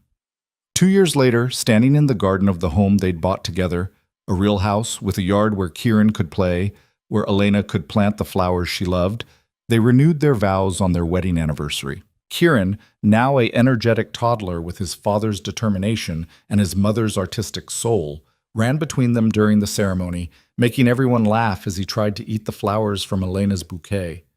Roman had fully transformed his business empire into something legitimate and thriving. The security consulting firm had expanded, providing jobs for people leaving violent lives behind, giving them the second chances Roman himself had needed. Elena's illustration career had blossomed, her work featured in galleries and children's books. Her income more than enough to maintain her independence, even as Roman's wealth continued to grow. They'd created the Kieran Foundation in honor of Elena's grandmother, an organization providing resources for single mothers, funding education programs, helping women build lives free from violence and fear. Elena ran it with passionate dedication, Roman providing the business expertise and connections to make it succeed. "Look at him," Elena said softly, watching Kieran chase butterflies across the grass while Marcus, who'd become more grandfather than bodyguard, followed at a safe distance. "So happy, so innocent. Everything we fought for." "Everything we're still fighting for," Roman corrected, his arm around her waist. "Every day I wake up and choose to be the man he needs, the partner you deserve. That fight doesn't end, Elena. It just becomes who we are. I love who we are now. I love what we've built. I love you. Today, tomorrow, always." He turned her to face him, kissing her with the kind of deep certainty that came from years of choosing each other. "Thank you for giving me this, for forgiving me enough to build something better, for trusting me with our son, with your heart, with our future. Thank you for becoming someone worthy of that trust, for doing the work, even when it was hard, for loving us enough to change." Elena smiled up at him. "We did good, didn't we? Against all odds, we actually did good. We did extraordinary." Kieran ran up to them then, demanding to be lifted, and Roman swung him into the air while the boys shrieked with delight. Elena watched them together, her son and the man who'd broken her heart and then spent years earning it back, and felt complete in a way she'd never imagined possible. This was the life she'd run from, and the life she'd fought to build. This was family forged from broken pieces, love earned through difficult truths, happiness constructed deliberately from the rubble of what had been destroyed. It wasn't perfect. Perfection was an illusion. But it was real and honest, and strong enough to withstand whatever challenges the future might bring. As the sun set over their garden and Kieran's laughter filled the air, Elena knew with absolute certainty that every hard choice, every moment of fear, every step of the journey had been worth it. They'd found their way through darkness to this moment of light, and they'd done it together. And that was everything.